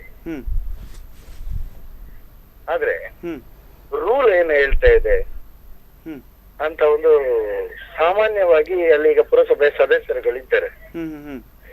ಒಬ್ರು ಪುರಸಭಾ ಸದಸ್ಯರು, ಇನ್ನೊಬ್ರು ನಾಮನಿರ್ದೇಶಿತರು. ಅವರಿಗೆ ರೂಲಿಂಗ್ ಏನಂತ ಇರ್ಬೇಕು, ಯಾರ್ಯಾರು ಮತದಾನ ಮಾಡಬಹುದು, ಸ್ಥಾಯಿ ಸಮಿತಿ ರಚನೆಗೆ ಪುರಸಭೆ ಕಾನ್ಸ್ಟಿಟ್ಯೂಷನ್ ಏನು ಹೇಳುತ್ತೆ, ಇದರ ಬಗ್ಗೆ ಒಂದು ಮಾಹಿತಿ ಬೇಕು. ಓಕೆ, ತಿಳಿಸ್ಕೊಡ್ತಾರೆ. ಮತ್ತೆ ಇನ್ನೇನಾದ್ರೂ ಪ್ರಶ್ನೆಗಳಿತ್ತಾ? ಏನಿಲ್ಲ. Okay sir, okay, thank you. Yes, ಅವರು ಹೇಳಿದ ಹಾಗೆ ಒಂದು ಚುನಾವಣೆಯ ಸಂದರ್ಭದಲ್ಲಿ ಇರಬೇಕಾದಂಥ ಒಂದು ನಿಯಮಗಳೇನು, ಒಂದು ವಿಧಿವಿಧಾನಗಳೇನು ಅಂತಕ್ಕಂಥ ಮಾತುಗಳನ್ನೆಲ್ಲ ಕೇಳ್ತಾ ಇದ್ದಾರೆ, ಪ್ರಶ್ನೆಗಳನ್ನು ಕೇಳ್ತಾ ಇದ್ದಾರೆ. ಇದಕ್ಕೆ ಬಗ್ಗೆ ನೀವೇನು ಹೇಳ್ತೀರಿ? ಮುಖ್ಯವಾಗಿ ಹೇಳುವುದಾದರೆ, ನಮ್ಮ ಪುರಸಭೆಗಳ ಅಧಿನಿಯಮ ಕೆಲವು ಅಲ್ಲಿ ನಿಯಮಗಳು ಸೆಕ್ಷನ್ ಅಡಿಯಲ್ಲಿ ಕೆಲವು ಕೋಟ್ ಮಾಡಿದ್ದಾರೆ. ಆದರೆ ಕೆಲವೊಂದು ಅಡ್ಡಗೋಡೆಯ ಮೇಲೆ ದೀಪ ಇಟ್ಟ ಹಾಗೆ ಆಗಬಹುದು, ಈಗ ಸ್ಪಷ್ಟವಾದಂಥ ಯಾವುದೇ ನಿಯಮ ಇಲ್ಲ. ಅದಕ್ಕಾಗಿ ಕೆಲವು ಪ್ರಕರಣಗಳನ್ನು ಉಲ್ಲೇಖ ಮಾಡಿ ಅದರ ಮೇಲೆ ಸ್ಥಾಯಿ ಸಮಿತಿಯ ರಚನೆಗೆ ಆದಂಥ ನಿಜವಾಗಿ ಹೇಳೋದಾದರೆ 22ನೇ ತಾರೀಕು ಜನವರಿ 2005ರಲ್ಲಿ ಇದೇ ನಮ್ಮ ಉಡುಪಿ ನಗರಸಭೆಯಲ್ಲಿ ನಡೆದ ಆ ಸಾಮಾನ್ಯ ಸಭೆಯ ಸ್ಥಾಯಿ ಸಮಿತಿಯ ರಚನೆಯ ಬಗ್ಗೆ ನಾವು ಎಲ್ಲ ದಾಖಲೆಗಳನ್ನು ಕೊಟ್ಟಿದ್ದೇವೆ. ಯಾಕೆಂದರೆ ಸ್ಪಷ್ಟವಾದಂಥ ಸ್ಪಷ್ಟತೆ ಅಲ್ಲಿ ಇಲ್ಲ. ನಮ್ಮ ಪ್ರಕಾರ ರೂಲ್ 54 ಸೆಕ್ಷನ್ 11 ಪ್ರಕಾರ ಚುನಾಯಿತ ಪ್ರತಿನಿಧಿಗಳು ಅದೇ ರೀತಿ ನಮ್ಮ ಪದನಿಮಿತ್ತ ಸದಸ್ಯರಿಗೆ ವೋಟಿಂಗ್ ಮಾಡುವಂಥ ಅವಕಾಶ ಉಂಟು. ಅದರಲ್ಲಿ ಮತ್ತೊಂದು ಹೇಳ್ತದೆ ಏನಂದರೆ ನಮ್ಮ 323ನೇ ಸಬ್ಸೆಕ್ಷನ್ 2 ಕ್ಲಾಸ್ ಎ ಪ್ರಕಾರ ನಿಯಮದಡಿ ಏನು ಹೇಳ್ತದೆ ಅಂದರೆ ಪುರಸಭೆಯ ಅಧ್ಯಕ್ಷರು ಮತ್ತು ಉಪಾಧ್ಯಕ್ಷರು ಸ್ಥಾಯಿ ಸಮಿತಿಯ ಸದಸ್ಯರಾಗಲಿಕ್ಕೆ ಅರ್ಹರಲ್ಲ. ಅವರಿಗೆ ವೋಟ್ ಮಾಡುವ ಅಧಿಕಾರ ಉಂಟು. ಅದೇ ರೀತಿ ಪದನಿಮಿತ್ತ ನಮ್ಮ ಸದಸ್ಯರಿಗೂ ಕೂಡ ವೋಟ್ ಮಾಡುವಂಥ ಅವಕಾಶ ಉಂಟು. ನಮ್ಮಲ್ಲೀಗ ನಮ್ಮ ಪಕ್ಷದ 11 ಮಂದಿ ಸದಸ್ಯರಿದ್ದಾರೆ. 23 ಸದಸ್ಯರಲ್ಲಿ 11 ಮಂದಿ ನಾವಿದ್ದೇವೆ. ಅದೇ ರೀತಿ ನಮ್ಮ ಶಾಸಕರು ಸಂಸದರು ಸೇರಿದರೆ 13 ಮಂದಿ ಆಗ್ತದೆ. ನಮಗೆ ಪೂರ್ತಿ ಬಹುಮತ ಇದೆ.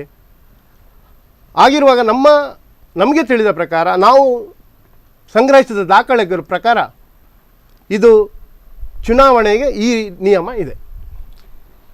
ದಾಖಲೆಗಳನ್ನು ಸಂಗ್ರಹಿಸಿರ್ಬೋದು, ಆದರೆ ಈ ದಿನ ಸಾಮಾನ್ಯ ಸಭೆಯಲ್ಲಿ ಅವರು ಪ್ರಸ್ತುತಪಡಿಸಲಿಲ್ಲ ಅದನ್ನು. ನಾವು ಅದನ್ನೇ ಕೇಳಿದ್ದು, ಶಾಸಕರಿಗೆ ಮತ್ತು ಸಂಸದರಿಗೆ ಮತದಾನದ ಹಕ್ಕು ಇದೆ ಅಂತ ಆದರೆ ಎಲ್ಲಿ ಉಲ್ಲೇಖ ಇದೆ ಅದನ್ನು ನೀವು ತೋರಿಸಿ ಪ್ರೂವ್ ಮಾಡಿ ನಂತರ ನಾವು ಅದನ್ನು ಒಪ್ಪಿ ಅವರಿಗೆ ಮತದಾನದ ಹಕ್ಕನ್ನು ಕೊಟ್ಟು ಚುನಾವಣೆ ನಡೆಸುವಂಥ ವಾದವನ್ನು ನಾವು ಮಂಡಿಸಿದ್ದೇವೆ. ಮತ್ತೆ ಇನ್ನೊಂದೇನು ಅಂತಂದರೆ, ಈಗಾಗಲೇ ಕಾಪುವಿನಲ್ಲಿ ಹಲವಾರು ಸಮಸ್ಯೆಗಳು ಇದೆ ಅಂತ ಹೇಳ್ತಾರೆ. ಜನರು ಕೇಳುವಂಥದ್ದು ಅದೇ, ಸಮಸ್ಯೆಗಳನ್ನು ಬಗೆಹರಿಸಿಕೊಡಿ, ಸಮಸ್ಯೆಗಳು ಇದೆ, ನಮ್ಮದು ಇಂತಹ ಸಮಸ್ಯೆಗಳಿದೆ ಅಂತ ಕೇಳ್ತಾರೆ ಅವರು. ಅದನ್ನೆಲ್ಲ ಬಿಟ್ಟು ಈ ಥರ ಒಂದು ರಚನೆಯ ಬಗ್ಗೆ, ಯಾವುದೋ ಒಂದು ಸಭೆಯ ಬಗ್ಗೆ, ಸಭೆಯಲ್ಲಿ ಸಾಮಾನ್ಯ ಸಭೆಯಲ್ಲಿ ಎಲ್ಲ ಒಂದು ಸಮಸ್ಯೆಗಳ ಬಗ್ಗೆ ಚರ್ಚೆ ಮಾಡುವಂಥ ಸಭೆಯಲ್ಲಿ ಈ ಸ್ಥಾಯಿ ಸಮಿತಿಯ ಒಂದು ರಚನೆಯನ್ನೇ ಇಟ್ಕೊಂಡು ಎಳಿತಾ ಇದ್ದಾರೆ. ನಮ್ಮ ಸಮಸ್ಯೆಗಳ ಬಗ್ಗೆ ಯೋಚನೆ ಮಾಡ್ತಾ ಇಲ್ಲ ಅಂತಕ್ಕಂಥ ಪ್ರಶ್ನೆಗಳಿಗೆ ನೀವೇನು ಉತ್ತರಗಳನ್ನು ಕೊಡ್ತೀರಿ? ಖಂಡಿತ ಕಾಪು ಪುರಸಭೆ ವ್ಯಾಪ್ತಿಯಲ್ಲಿ ಮುಖ್ಯವಾಗಿ ಯೋಜನಾ ಪ್ರಾಧಿಕಾರದಿರ್ಬೋದು, ಮತ್ತೊಂದು ಶುದ್ಧೀಕರಣ ಘಟಕದ ಬಗ್ಗೆ ಸಮಸ್ಯೆಗಳಿವೆ. ಅದಕ್ಕೆ ನಾವು ಪ್ರಾಮಾಣಿಕವಾಗಿ ಸ್ಪಂದನೆಯನ್ನು ನೀಡ್ತಾ ಇದ್ದೇವೆ. ಮುಖ್ಯವಾಗಿ ಯೋಜನಾ ಪ್ರಾಧಿಕಾರದ ಬಗ್ಗೆ ಭಾಳಷ್ಟು ತೊಂದರೆಗಳುಂಟು. ಅದನ್ನು ನಾನು ಒಪ್ಪಿಕೊಳ್ತೇನೆ. ಯಾಕೆಂದರೆ ನೂತನ ಪುರಸಭೆ ಆದ ಸಂದರ್ಭದಲ್ಲಿ ನಮ್ಮದು ಯೋಜನಾ ಪ್ರಾಧಿಕಾರ ಭಾಳ ತರತುರಿಯಲ್ಲಿ ತಂದರು. ಅದರ ಸಾಧಕ ಬಾಧಕ ಬಗ್ಗೆ ಚರ್ಚೆ ಮಾಡಿಲ್ಲ. ಇಲ್ಲಿ ಅವರು ಕೇವಲ ಬ್ಯಾಂಗ್ಳೂರಲ್ಲಿ ಕೂತ್ಕೊಂಡು ಗೂಗಲ್ ನಕ್ಷೆಯ ಮುಖಾಂತರ ಇಲ್ಲಿ ಯೋಜನಾ ಪ್ರಾಧಿಕಾರದ ವ್ಯಾಪ್ತಿಯನ್ನು ಗುರುತಿಸಿಕೊಂಡಿದ್ದಾರೆ. ನಾವು ಕಾಪು ಪುರಸಭೆ ವ್ಯಾಪ್ತಿಗೆ ಹಿಂದೆ ಕಾಪು, ಉಳಿಯರ್ಗೋಳಿ, ಮಲ್ಲಾರು ಪಂಚಾಯತ್ ಒಟ್ಟಾಗಿ ಪುರಸಭೆ ಆಗಿದೆ. ಅದು ಬಿಟ್ಟು ನಮ್ಮ ಕಾಪು ಪುರಸಭೆಯ ಬದಿಯಲ್ಲಿರುವಂಥ ನಮ್ಮ ಬಡ ಗ್ರಾಮ ಪಂಚಾಯತಿನ ಪೂರ್ತಿ, ಕೋಟೆ ಗ್ರಾಮ ಪಂಚಾಯತಿನ ಪೂರ್ತಿ. ಪಬ್ಲಿಕ್ ಇಂದ ಒಂದು ಕಾಲ್ ಇದೆ.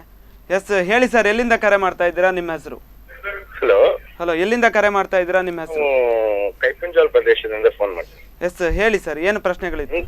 ಸಮಸ್ಯೆ ಅಂದ್ರೆ ಪುರಸಭೆ ರಚನೆ ಆಗುವಾಗ ನಮ್ಮೊಂದು ಕೈಪುಂಜಾಲ್ನಿಂದ ಆಗಿ ಉಳಿಯಾರಗೋಳಿಂದ ತುಂಬಾ ಪ್ರತಿಭಟನೆಗಳೇ ಆಗಿತ್ತು. ಅವಾಗ ಅವರು ಹೇಳಿದ್ರು ಏನು ಸಮಸ್ಯೆ ಇದ್ರು ಅದು ಪುರಸಭೆ ಕೌನ್ಸಿಲ್ಗೆ ಬರುತ್ತೆ, ಅವರು ಸರಿ ಮಾಡ್ತಾರೆ.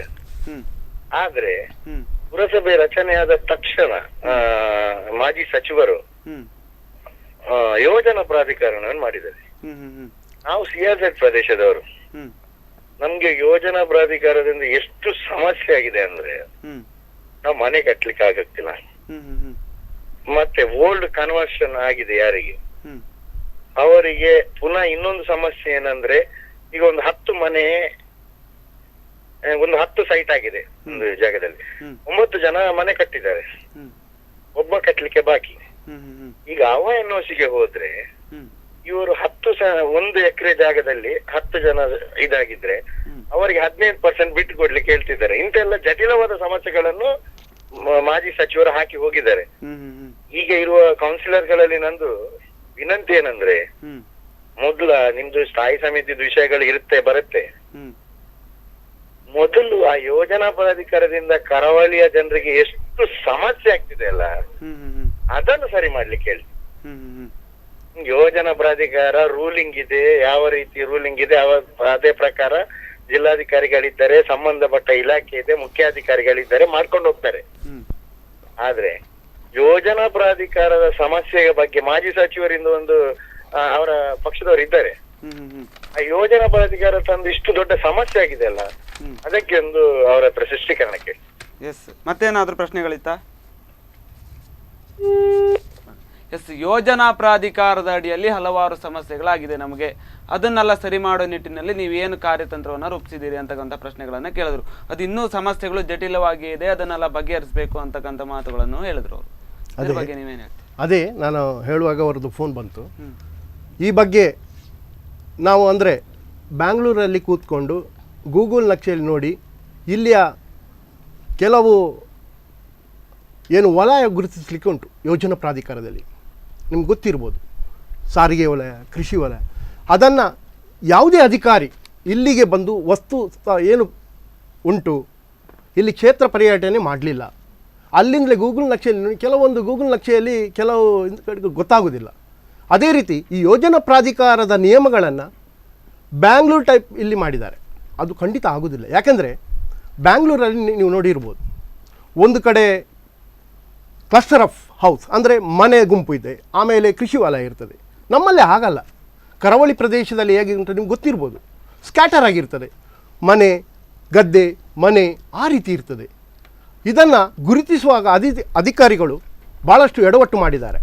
ಅದು ಬಿಟ್ಟು ಅದನ್ನು ನೋಟಿಫಿಕೇಷನ್ ಮಾಡುವಾಗ ನಾನು ಅಲ್ಲಿಯ ಜನರಿಂದ ಏನಾದರೂ ತೊಂದರೆಗಳು ಸಮಸ್ಯೆ ಅದರ ಬಗ್ಗೆ ಇದ್ದರೆ ಅದನ್ನು ಅವ್ರು ಪಡ್ಕೊಳ್ಬೇಕಿತ್ತು. ಅದನ್ನು ಯಾವುದಕ್ಕೂ ಭಾಳ ಗುಪ್ತವಾಗಿ ಮಾಡಿ ಕೇವಲ ಯೋಜನಾ ಪ್ರಾಧಿಕಾರ ಬರಬೇಕು. ಯೋಜನಾ ಪ್ರಾಧಿಕಾರ ಯಾಕೆ ಮಾಡಿದ್ದಾರೆ ಅಂತ ಗೊತ್ತಾಗೋದಿಲ್ಲ. ಯಾಕಂದರೆ ಅದರ ಬರಬೇಕು, ಅದರ ಸಾಧಕ ಭಾಗ ಚರ್ಚೆ ಆಗಿಲ್ಲ, ಯಾರನ್ನು ಕೂರಿಸಬೇಕು ಎಂಬ ನಿಟ್ಟಿನಿಂದ ಮಾಡಿದ್ದಾರೆ ಅಂತ ನನ್ನ ಅನಿಸಿಕೆ.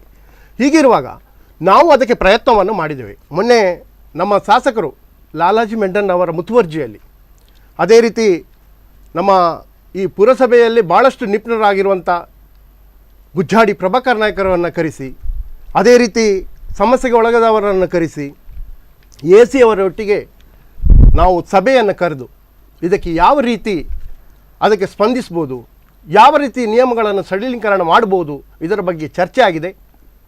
ನಾವು ಹೇಳುವುದು ಈ ಯೋಜನಾ ಪ್ರಾಧಿಕಾರದ ನಿಯಮಗಳನ್ನು ನಮ್ಮ ಮಂಗಳೂರಿನ ಮೂಡ ಅದರ ನಿಯಮಗಳನ್ನು ಜಾರಿ ತಂದರೆ ಖಂಡಿತವಾಗಿ ಅವರು ಹೇಳೋದ್ರಲ್ಲಿ ತಪ್ಪಿಲ್ಲ. ಭಾಳಷ್ಟು ಮಂದಿ ಕೆಲವರಿಗೆ ಏನಾಗಿದೆ ಏನಂದರೆ ಈ ಯೋಜನಾ ಪ್ರಾಧಿಕಾರದಿಂದ ಕೆಲವು ಮುಗ್ಧ ಜನರು ಬೈಯುವುದು ನಮಗೆ, ನಿಜವಾಗಿ ಅದರ ನಿಯಂತ್ರಣ ನಮ್ಮಲ್ಲಿಲ್ಲ. ಆದರೆ ಅದಕ್ಕೆ ಸ್ಪಂದಿಸುವಂಥದ್ದು, ಯಾಕಂದರೆ ಅದು ರಾಜ್ಯ ಮಟ್ಟದಲ್ಲಿ ಸಂಪುಟದಲ್ಲಿ ಅದು ನಿರ್ಣಯ ಆಗಬೇಕು. ಅದರ ಬಗ್ಗೆ ನಮ್ಮ ಮಾನ್ಯ ಲಾಲಾಜಿ ಮೆಂಡನ್ ಅವರು ಪ್ರಯತ್ನ ಪಡ್ತಾ ಇದ್ದಾರೆ. ಮತ್ತು ಈ ಬಗ್ಗೆ ನಮ್ಮ ಕರಾವಳಿಯ ಎಲ್ಲ, ಯಾಕಂದರೆ ನಮಗೆ ಕಾಪುಗೆ ಮಾತ್ರ ಅಲ್ಲ, ನಮ್ಮ ಕರಾವಳಿಯ ಎಲ್ಲ ನಮ್ಮ ಶಾಸಕರು ಇದ್ದಾರೆ, ಅವರ ಗಮನಕ್ಕೂ ತರುವಂಥ ಕೆಲಸವನ್ನು ಮಾಡ್ತೇವೆ. ಆದಷ್ಟು ಬೇಗ ಇದಕ್ಕೆ ಸ್ಪಂದಿಸಿ ಜನರ ಸಮಸ್ಯೆಗಳನ್ನು ಪರಿಹರಿಸಿ ಮೂಡ ಅದರ ನಿಯಮವನ್ನು ಜಾರಿ ತಂದರೆ ಖಂಡಿತವಾಗಿ ಕೆಲವರು ನಿಟ್ಟುಸಿರು ಬಿಡುವಂತಾಗಿದೆ. ಯಾಕೆಂದರೆ ನಾವು ಅವರು ಹೇಳಿದ ಸಿಂಗಲ್ ಲೇಔಟ್ ಬಗ್ಗೆ ಭಾಳಷ್ಟು ತೊಂದರೆಗಳುಂಟು. ಜನರು ಭಾಳಷ್ಟು ನಮಗೆ ಹಿಡಿಶಾಪವನ್ನು ಹಾಕ್ತಾ ಇದ್ದಾರೆ. ಆದರೆ ಅದು ನಮ್ಮ ಇಲ್ಲ. ಅದಕ್ಕೆ ನಾನು ಮಾನ್ಯ ನಮ್ಮ ಪುರಸಭೆ ವ್ಯಾಪ್ತಿಯ ಎಲ್ಲ ಜನಸಾಮಾನ್ಯರಲ್ಲಿ ನಮ್ಮ ನಿವೇದನೆ ಇಷ್ಟೇ. ಯಾಕೆಂದರೆ ಯಾವುದೇ ಒಂದು ಅಭಿವೃದ್ಧಿ ಯಾವುದೇ ಒಂದು ಆಗಬೇಕಾದ್ರೆ ಕೇವಲ ಜನಪ್ರತಿನಿಧಿಯಿಂದ ಆಗೋದಿಲ್ಲ, ಅದಕ್ಕೆ ಸಾರ್ವಜನಿಕವಾದ ಸಹಕಾರ ಸಿಗಬೇಕು. ಈ ನಿಟ್ಟಿನಲ್ಲಿ ನಾವು ಪ್ರಾಮಾಣಿಕ ಪ್ರಯತ್ನವನ್ನು ಮಾಡ್ತಾ ಇದ್ದೇವೆ. ಅದೇ ರೀತಿ ನಾವು ಶಾಸಕರು ಮತ್ತೊಮ್ಮೆ ಎಲ್ಲರನ್ನ ಕಳೆದು ಮೊನ್ನೆ ಬ್ಯಾಂಗ್ಳೂರಲ್ಲಿ ಕೂಡ ಇದರ ಬಗ್ಗೆ ಸಭೆ ನಡೆಸಿದ್ದಾರೆ. ಆದಷ್ಟು ಬೇಗ ನಿವಾರಿಸುವಂಥ ನಂಬಿಕೆ ನಮಗೆ ಇದೆ. ಎಸ್, ಒಂದು ಪುರಸಭೆಯ ವ್ಯಾಪ್ತಿಯಲ್ಲಿ ಬರ್ತಕ್ಕಂಥ ಹಲವಾರು ಸಮಸ್ಯೆಗಳ ಬಗ್ಗೆ ಈಗಾಗಲೇ ಅವರು ಮಾತಾಡ್ತಾ ಇದ್ದಾರೆ. ಇನ್ನೂ ಕೂಡ ಚರ್ಚೆಯನ್ನು ಮುಂದುವರಿಸ್ತೇನೆ. ಅದಕ್ಕೂ ಮುನ್ನ ಪುರಸಭೆ ಗದ್ದಲ ವಿಶೇಷ ಕಾರ್ಯಕ್ರಮದಲ್ಲಿ ಚಿಕ್ಕದೊಂದು ವಿರಾಮ.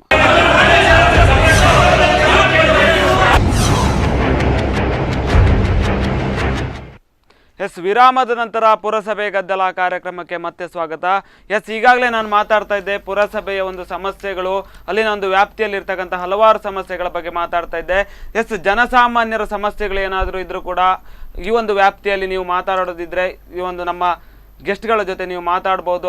ಅವರ ಒಂದು ಸಮಸ್ಯೆಗಳು ಏನು ನಿಮ್ಮ ಒಂದು ಸಮಸ್ಯೆಗಳೇನಿದೆ ಅದನ್ನು ಪರಿಹರಿಸುವ ಪ್ರಯತ್ನವನ್ನು ಮಾಡ್ತಾರೆ.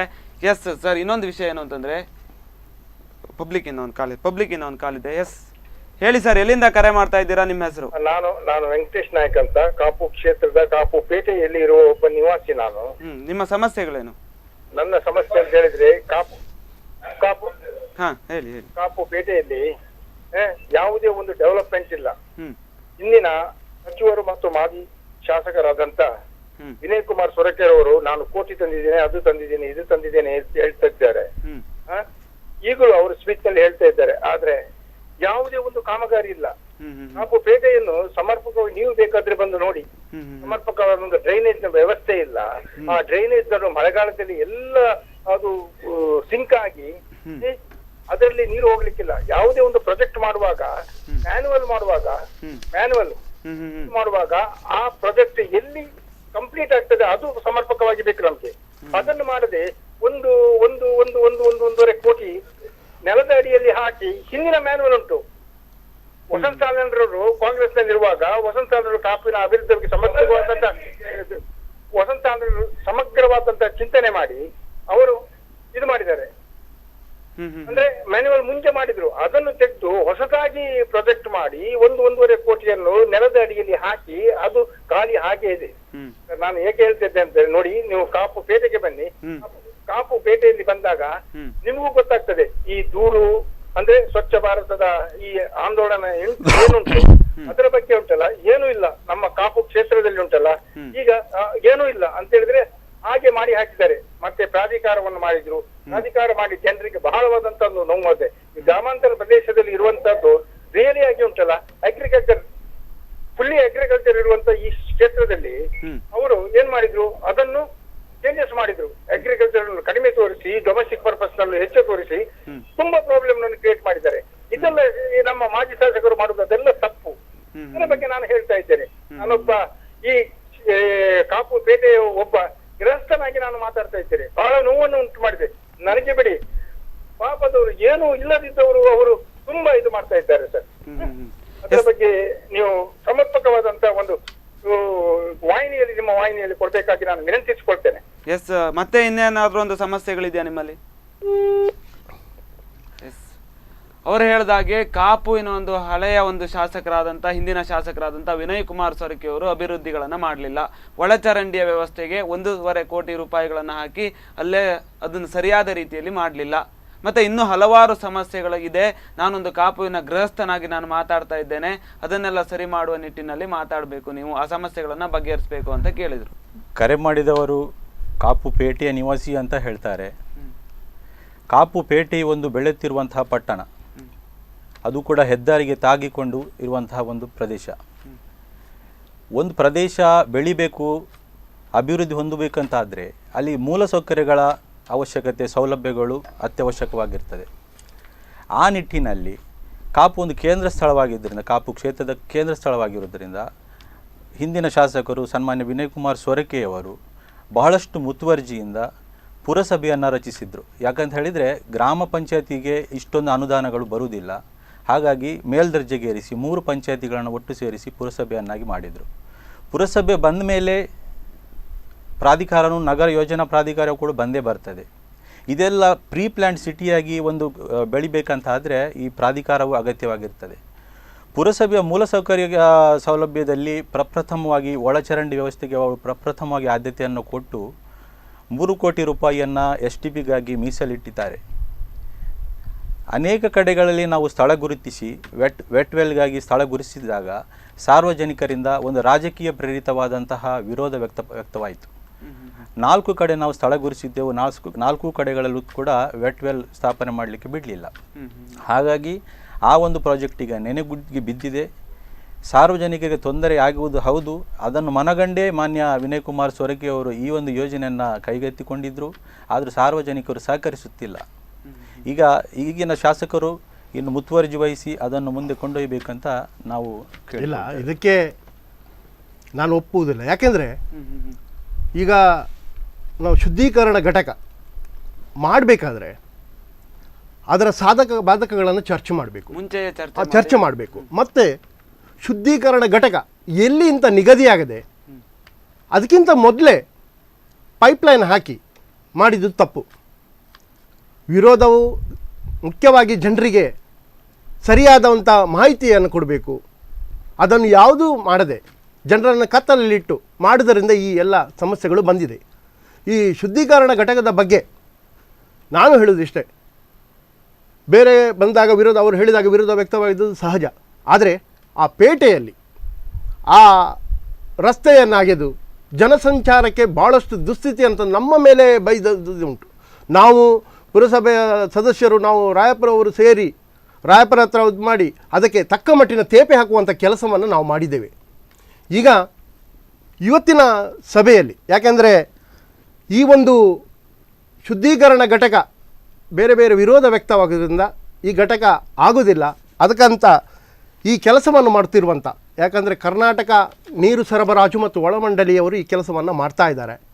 ಇದನ್ನು ಈಗ ರಾಮನಗರ ಹಾಗೂ ನಮ್ಮ ದೇವನಹಳ್ಳಿಯಲ್ಲಿ ನಮ್ಮ ಉಡುಪಿಯ ಮಾನ್ಯ ಶಾಸಕರು ಮೊನ್ನೆ ನನ್ನನ್ನು ರಘುಪತಿ ಭಟ್ರವರು ಕರೆದು ಹೇಳಿದರು, ಈ ಸ್ಲಜ್ ಟ್ರೀಟ್ಮೆಂಟ್ ಪ್ಲ್ಯಾನ್ ಈ ರೀತಿ ಮಾಡಿದರೆ ನಿಮ್ಮ ಕಾಪಿಗೆ ಇದು ಉತ್ತಮ, ಇದನ್ನು ಮಾಡಿ. ಯಾವ ರೀತಿಯಲ್ಲಿ ಅದು ಉತ್ತಮ ಆಗ್ತಾ ಹೋಗುತ್ತೆ? ಅದು ಉತ್ತಮ ಅಂದರೆ ಜನರಿಗೆ ಯಾವ ರೀತಿಯಲ್ಲಿ ಉಪಯೋಗಗಳಾಗುತ್ತೆ ಇಂಥ ಇದರಿಂದ? ಅದು ಉಪಯೋಗ ಏನೆಂದರೆ ಅದಕ್ಕೆ ಪೈಪ್ಲೈನ್ ಮುಖಾಂತರ ಅಲ್ಲ, ಎಲ್ಲೆಲ್ಲಿ ವಾಣಿಜ್ಯ ಸಂಕೀರ್ಣಗಳುಂಟು, ವಸತಿ ಸಮುಚ್ಚಯಗಳುಂಟು, ಅಲ್ಲಿ STP ಮಾಡಿ ಮತ್ತು ಮನೆಗಳಿಂದ ಅಲ್ಲೇ ಕಲೆಕ್ಟ್ ಮಾಡಿ. ಯಾಕೆಂದರೆ ನಮಗೆ ಈಗಾಗಲೇ ಕಾಪು ಪುರಸಭೆಗೆ ಸಕ್ಕಿಂಗ್ ಮಿಷಿನ್ ಬಂದಿದೆ. ಅದನ್ನು ಮಾಡಿ ಒಂದು ಜಾಗದಲ್ಲಿ ಆ ಪ್ಲ್ಯಾಂಟ್ ಮಾಡಿ ಅದರ ಬಗ್ಗೆ ಎಲ್ಲ ನಾವು ಮಾಹಿತಿಯನ್ನು ಪಡೆದಿದ್ದೇವೆ. ಯಾಕೆಂದರೆ ಈ ಸಿಸ್ಟಮ್ನಿಂದ ಜನರಿಗೆ ತೊಂದರೆ ಆಗದ ರೀತಿಯಲ್ಲಿ ಇದನ್ನು ಮಾಡ್ಬೋದು ಅಂತ. ಅದಕ್ಕೆ ಇವತ್ತು ನಮ್ಮ ಕರ್ನಾಟಕ ನೀರು ಸರಬರಾಜು ಒಳಚರಂಡಿ ಮಂಡಳಿಯವರು 1 ಎಕರೆ ಜಾಗ ಬೇಕು, ಅದನ್ನು ಖರೀದಿಸುವಂಥ ಕೆಲಸ ಮಾಡಬೇಕು ಅಂತ ಹೇಳಿದಾಗ ನಾವು ಅದನ್ನು ವಿರೋಧ ಮಾಡಿದ್ದೇವೆ. ಯಾಕೆಂದರೆ ಕಾಮಗಾರಿ ಯೋಜನೆ ಒಳ್ಳೆಯದೇ, ಆದರೆ ನೀವು ಕಾಪು ಬೆಳೆಯುತ್ತಿರುವಂಥ ಪಟ್ಟಣ ಇನ್ನೂ ಕೂಡ ಹೆಚ್ಚು ವಸತಿ ಸಮುಚ್ಚಯಗಳು, ವಾಣಿಜ್ಯ ಸಂಕೀರ್ಣಗಳು ಇನ್ನೂ ಬೆಳೀತಾ ಉಂಟು. ಮತ್ತು ಕಾಪುವಲ್ಲಿ ಮನೆಗಳು ಕೂಡ ಜಾಸ್ತಿ ಆಗ್ತಾ ಉಂಟು. ಕೇವಲ ಬಂದಂಥ ಈ ಒಂದು ಅನುದಾನಕ್ಕೆ ಮಾತ್ರ ಸೀಮಿತ ಆಗಬಾರ್ದು. 1 ಎಕರೆ ಯಾವತ್ತೂ ಸಾಲದಿಲ್ಲ. ಈ 1 ಎಕರೆಯಿಂದ ಯಾಕಂದರೆ ದೂರದೃಷ್ಟಿ ಇಟ್ಕೊಂಡು ಮುಂದೆ ಯಾವುದು ನಾವು ಸಮಸ್ಯೆ ಬಾರದ ರೀತಿಯಲ್ಲಿ ಒಂದು ದೂರದೃಷ್ಟಿ ಇಟ್ಟು ಒಂದು 20-30 ವರ್ಷದ ಒಂದು ಯೋಜನೆಯನ್ನು ಮಾಡಬೇಕು. ಅದಕ್ಕಾಗಿ ನಾವು ಇವತ್ತು ಮೀಟಿಂಗಲ್ಲಿ ಒಂದು ನಿರ್ಣಯವನ್ನು ಮಾಡಿದ್ದೇವೆ. ಯಾವುದೇ ಕಾರಣಕ್ಕೂ ಈ ಯೋಜನೆ ಬಗ್ಗೆ ನನಗೆ ಪೂರ್ತಿ ಮಾಹಿತಿ ಬೇಕು. ನಾವು ಥಿಯರಿಟಿಕ್ಕಾಗಿ ತಗೊಂಡಿದ್ದೇವೆ, ಆದರೆ ಪ್ರಾಕ್ಟಿಕಲ್ ಆಗಿ ಆಗಿರುವುದಿಲ್ಲ ಕೆಲವೊಂದು. ಅದನ್ನು ನಾವು ಅಲ್ಲಿ ಎಲ್ಲಿ ಮಾಡಿದ್ದಾರೆ ಯಶಸ್ವಿಯಾಗಿ ಅಲ್ಲಿಗೆ ಹೋಗಿ ಅಲ್ಲಿ ಪರಿಶೀಲನೆ ಮಾಡಿ ಅದರ ಸಾಧಕ ಭಾಗಕ್ಕೆ ಚರ್ಚೆ ಮಾಡಿ, ಮತ್ತು ಇದರ ಬಗ್ಗೆ ಆ ಮಂಡಳಿಯವರು ನಮ್ಮ ಕೌನ್ಸಿಲ್ನ ಎಲ್ಲ ಸದಸ್ಯರಿಗೆ ಅದೇ ರೀತಿ ನಮ್ಮ ಜನರಿಗೆ ಸರಿಯಾದ ಮಾಹಿತಿಯನ್ನು ಕೊಡಬೇಕು. ಆವಾಗ ಮಾತ್ರ ಮೊದಲು ನಾವು ಸಾರ್ವಜನಿಕರ ಮನಸ್ಸನ್ನು ಗೆಲ್ಲುವಂಥ ಪ್ರಯತ್ನವನ್ನು ನಾವು ಮಾಡಬೇಕು. ಇನ್ನೊಂದು ವಿಷಯ ಅಂದರೆ ಜನಪ್ರತಿನಿಧಿಗಳು ಯಾರೇ ಇರಲಿ, ಶಾಸಕರು ಯಾರೇ ಇರಲಿ, ಈ ಒಂದು ಒಳಚರಂಡಿಯ ವಿಷಯಕ್ಕೆ ಬಂದರೆ ಅಲ್ಲಿನ ಕಾಪು ಪರಿಸರದವರಿಗೆ ತುಂಬ ಸಮಸ್ಯೆ ಆಗ್ತಾ ಇರೋದಂತೂ ಸತ್ಯ. ಹಾಗೆ ಹೇಳಲಿಕ್ಕೆ ಹೋದರೆ ಈ ಒಂದು ಒಳಚರಂಡಿಯ ಸಮಸ್ಯೆಯನ್ನು ಮತ್ತು ಅಲ್ಲಿನ ಒಂದು ಯೋಜನೆಗಳನ್ನು ಸರಿಯಾದ ಒಂದು ಮೂಲ ನಕ್ಷೆಯನ್ನು ರೂಪಿಸಿ ಅದಕ್ಕೆ ಸರಿಯಾದ ರೀತಿಯಲ್ಲಿ ಕಾಮಗಾರಿಯನ್ನು ಮಾಡ್ತಕ್ಕಂಥದ್ದು ಕರ್ತವ್ಯ. ಅದು ಮುಂಚಿನ ಕರ್ತವ್ಯ, ಅದು ಮೊದಲೇ ಮಾಡಬೇಕಾಗಿತ್ತು. ಆದರೆ ಅದನ್ನೇ ಯಾಕೆ ಸರಿಯಾಗಿ ಮಾಡಲಿಲ್ಲ?